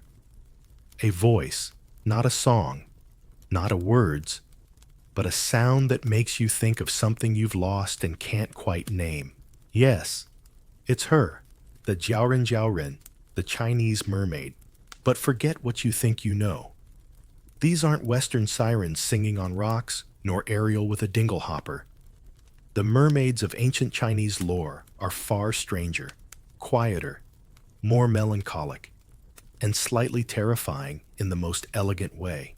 According to texts from the Han to the Tang dynasties, Jiaoren were sea-dwelling beings with the bodies of fish and the faces of beautiful humans, most often women, but not always. They lived in deep oceans, rarely surfaced, and most curious of all, they cried pearls. Actual pearls, not metaphorical heartbreak. Literal high-value, high-gloss pearls that formed when they wept. And what made them cry? Well, that's part of the mystery. Some stories say they cried for love, unrequited, forbidden, or simply forgotten. Others say they cried for the world itself. Storms, sinking ships, cruel kings, raising taxes, people eating bad seafood. Whatever the reason, when their tears fell into the sea, pearls formed. One account recorded in Sushinji tells of a fisherman who spotted a jiaoren swimming near his boat. He bowed low, asked no questions, and turned his gaze away. The next morning, he found a single pearl in his net. He lived the rest of his life in peace. The moral: don't stare. Be polite. Respect ocean magic.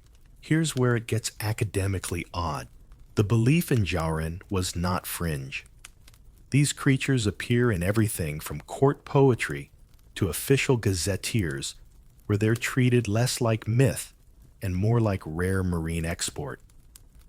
One particularly bureaucratic entry notes, the jiaoren produce thread that cannot be burned. Their clothes, if woven, do not rot in water. So yes, they also made waterproof, fireproof textiles. As if crying pearls wasn't enough, textiles from the sea, likely metaphorical. But it didn't stop artisans and alchemists from trying to replicate jiaoren cloth, often by weaving fine seaweed with silk. The results? Not flame-proof, but great for branding. And of course, the pearl tears sparked philosophical debate. Were the jiaoren blessed or cursed? Was their sadness their gift? Or were humans simply too greedy to notice the tragedy? Scholars wrote essays. Poets wrote verses. Merchants wrote receipts. Everyone had an opinion, but no one dared to say what the mermaids themselves thought about it. One Tang Dynasty poem, now mostly forgotten, begins, "She weeps not for herself, but for those who never learned to listen without asking." Translation stop trying to monetize sea sadness. Let's turn briefly to local variations. In southern coastal villages, jiaoren were said to occasionally come ashore during typhoons, wrapped in nets of seagrass and singing in a language no one could quite understand. If treated kindly, they might leave behind a fish scale with protective properties. If treated rudely, your boat might spring a leak every week for the rest of the year. In one charming, but probably made-up account, a fisherman fell in love with a jiaoren and proposed by tossing her a dumpling. She tossed back a pearl. A trade was made. It didn't last. He missed land. She missed silence. But every year, on that same date, a pearl would wash up on the shore. See long-distance relationships, complicated, but oddly punctual. You're still standing by the shore. The tide has risen. The glimmer is gone. Only the hush of waves, the call of a distant gull, and a tiny wet circle in the sand remain. Before you let the sea rock you into sleep, here are 3 softly salt-scented facts. Some ancient apothecaries sold mermaid pearls for calming the heart and curing heartbreak, mostly quartz, occasionally actual pearls, always expensive. Taoist temples near the coast sometimes kept a basin of seawater labeled for her return. No one said who her was. And one legend says, if a jiaoren ever speaks your name, it means you're being remembered by someone you didn't know was still listening. The immortal fox's trick. You're sitting near the edge of an apricot orchard at twilight, the breeze teasing the scent of blossoms into the air, soft and sharp like old perfume. The sky is pale gold. Somewhere nearby, a flute plays itself, or maybe it's just the wind through a cracked reed. You lean back against a tree, and for a moment, everything feels perfectly balanced. Then a figure appears in the distance, graceful, red robes, hair like ink spilled down a scroll. You blink, and it's a fox. You blink again, and it's someone smiling. Too late. You've already entered the realm of the Hulijing, the fox spirit, the trickster, the shapeshifter, and in some versions, an immortal with a taste for poetry power and occasionally your identity. The fox spirit is one of the most complex, slippery, and strangely elegant creatures in all of Chinese mythology. Not quite evil, not quite benevolent. It walks the line between charm and chaos, like a seasoned performer in silk shoes. Let's begin with its evolution. In early Chinese folklore, especially from the Zhou and Han dynasties, foxes were seen as mysterious creatures that lived a long time and gained supernatural powers as they aged.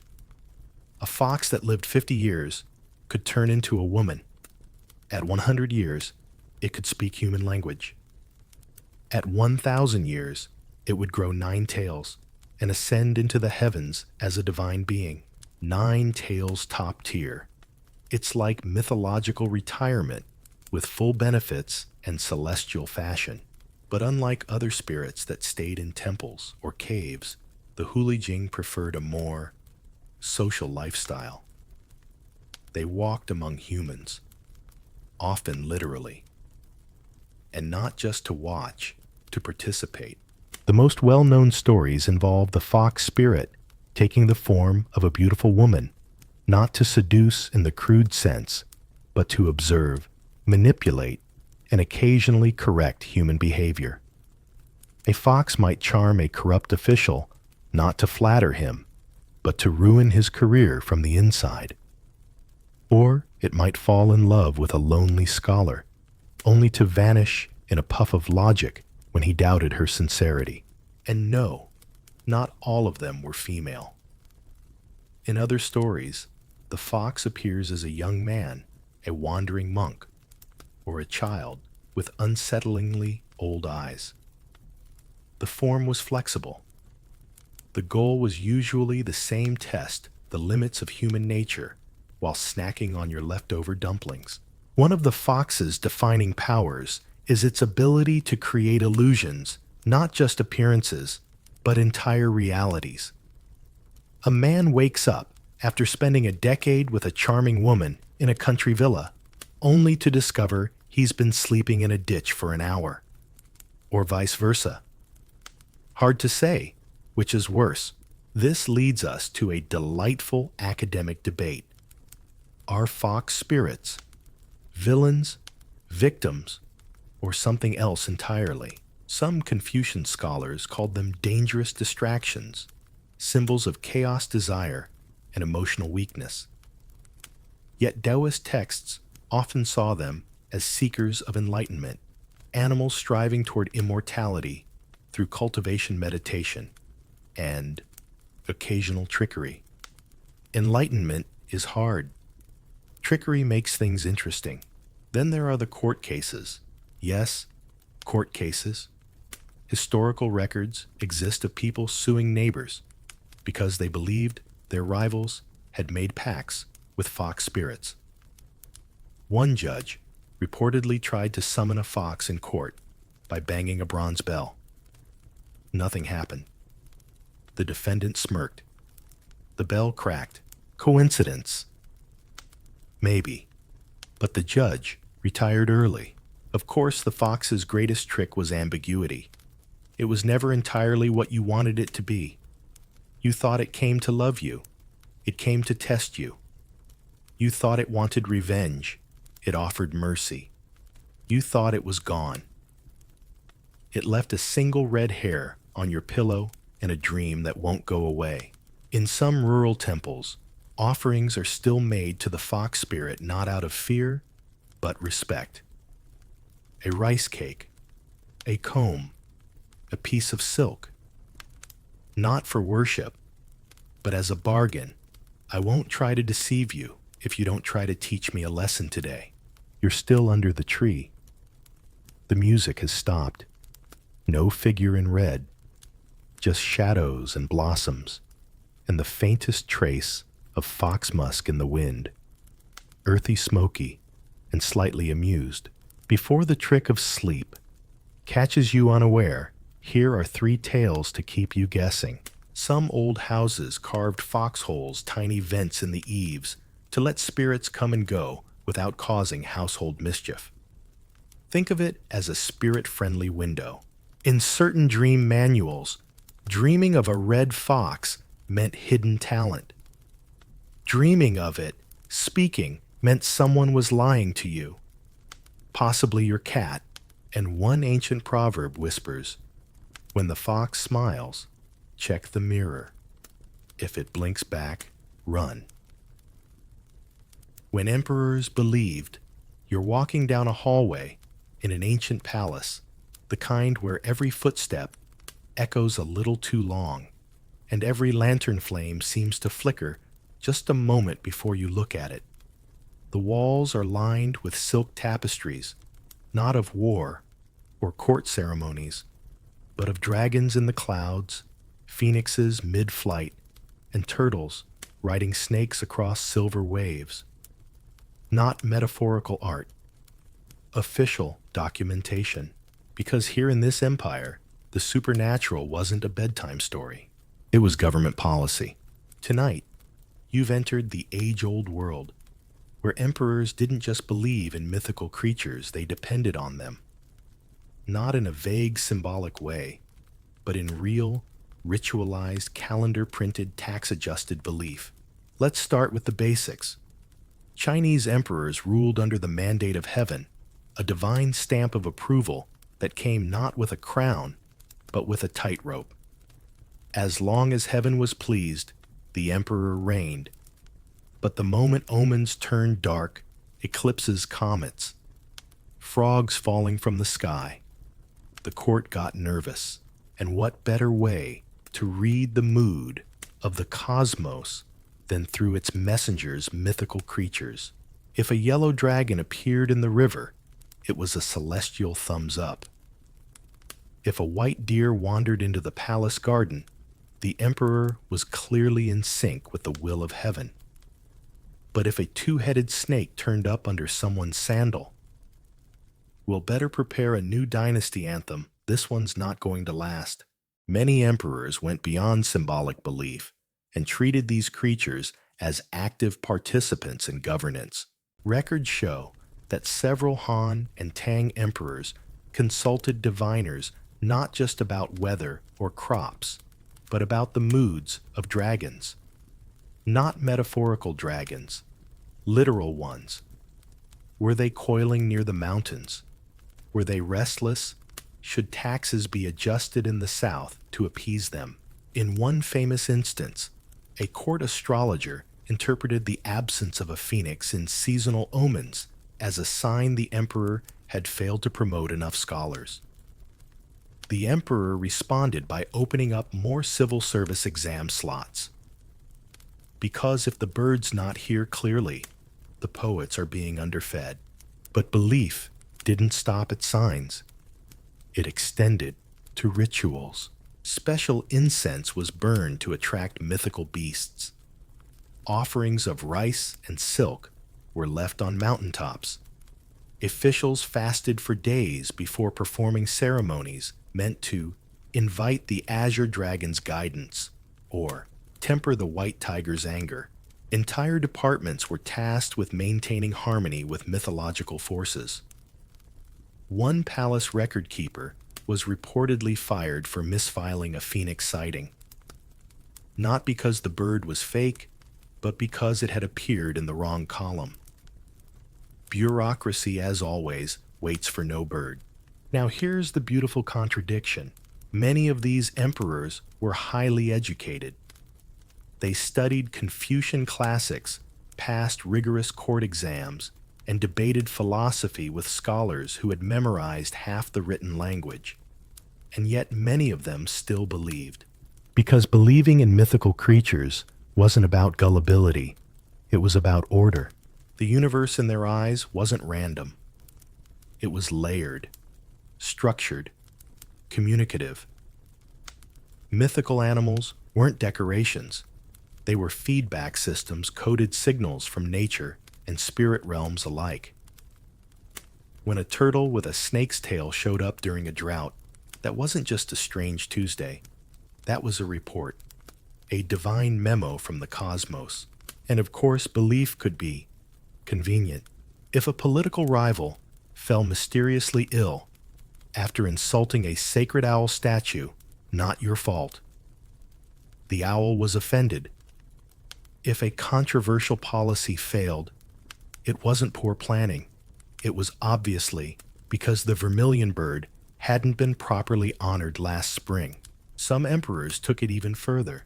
The Ming Emperor Zhengde reportedly spent a fortune building a mythological garden filled with imported animals, mirrors to confuse spirits, and carved beasts to lure their real counterparts. Did any show up? No official record, but one eunuch swore he saw a phoenix pecking at rice beside the koi pond. Or a very confident peacock. Even the imperial seal symbol of absolute power was carved with dragons because ruling without mythical backup was considered risky branding. You're still in that hallway. The lanterns burn low. Somewhere deeper in the palace, a bell rings. Not the hour, but the omen. A clerk rushes by with a scroll. Probably another celestial sighting to file under urgent mysterious hoofprint in the garden. You smile just a little. Maybe it's all superstition. Maybe it's theater.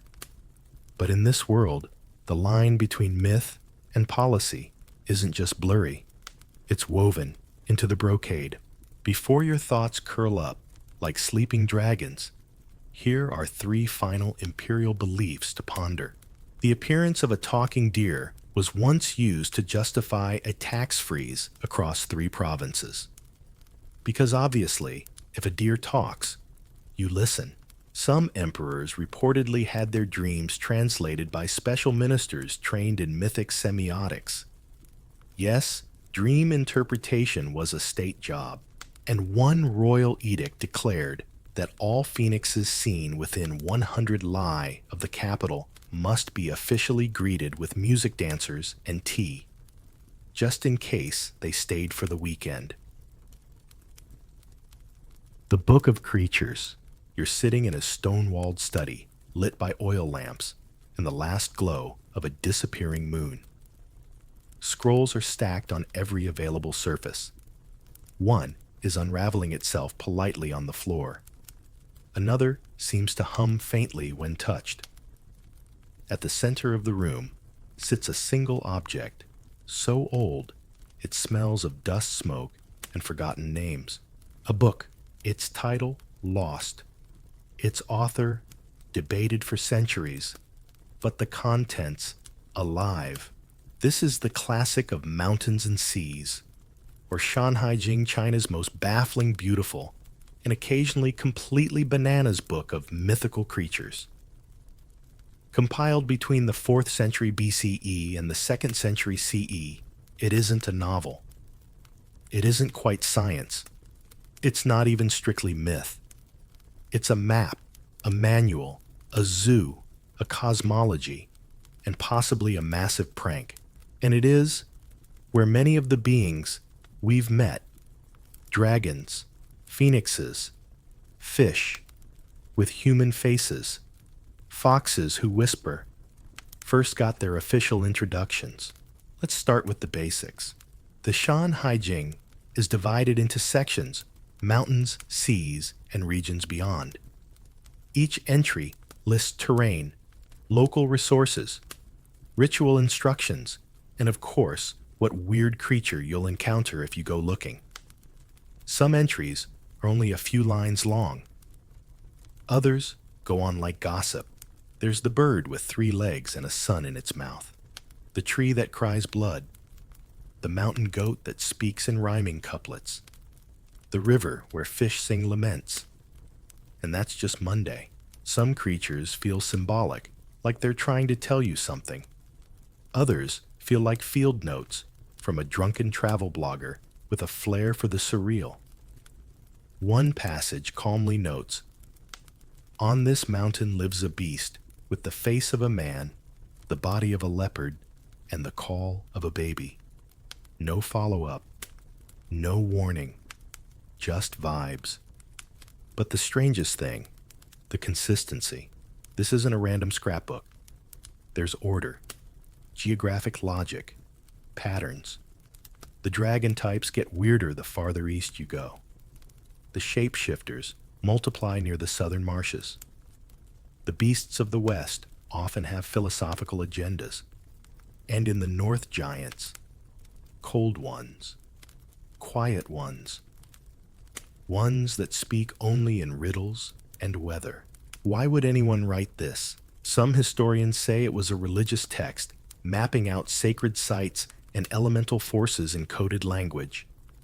Others argue it was proto-ethnography, an attempt to catalog foreign lands and peoples filtered through myth and hearsay. Still others insist it's a Taoist survival guide teaching spiritual truths hidden beneath absurdity.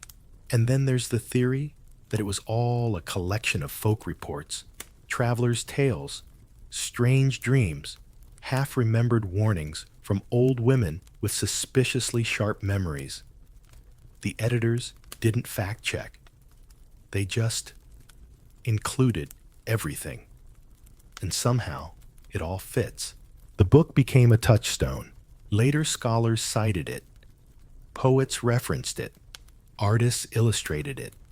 Emperors consulted it, not always seriously, but always curiously. Because even if the creature described never appeared in your lifetime, the feeling of it did. A lonely cry in the wind. A shadow that doesn't match your outline. A deer that looks at you too knowingly. A dream about a turtle riding a cloud. These were not accidents. These were echoes of the world described in the Shanhai Jing. It wasn't just a bestiary.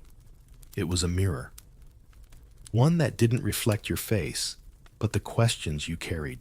What makes a creature real? Belief sightings. The fact that someone feared it enough to write it down. Or is it simply this? A myth survives as long as someone still tells it. Quietly, softly, on the edge of sleep. A whisper in the dark about a bird that carries fire. A dog that speaks your name. A fox with a lesson. A dragon that waits beneath a mountain vein for someone to ask the right question. You're still in the study. The book is closed now, but the stories haven't ended. They've just stepped back into the shadows, waiting, wondering if you'll remember them come morning. Before we gently close this chapter, here are 3 final pages of Strange. The Shanhai Jing contains no moral conclusions. It doesn't tell you what's good or bad, only what is. Some entries include dosage recommendations for eating mythical beasts. Spoiler, don't.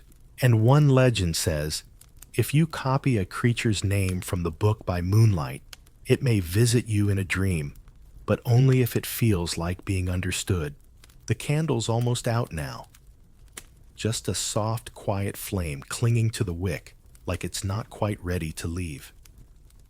You've wandered far tonight through misty mountains, silver rivers, glowing forests, and rooms full of forgotten beasts and whispering books.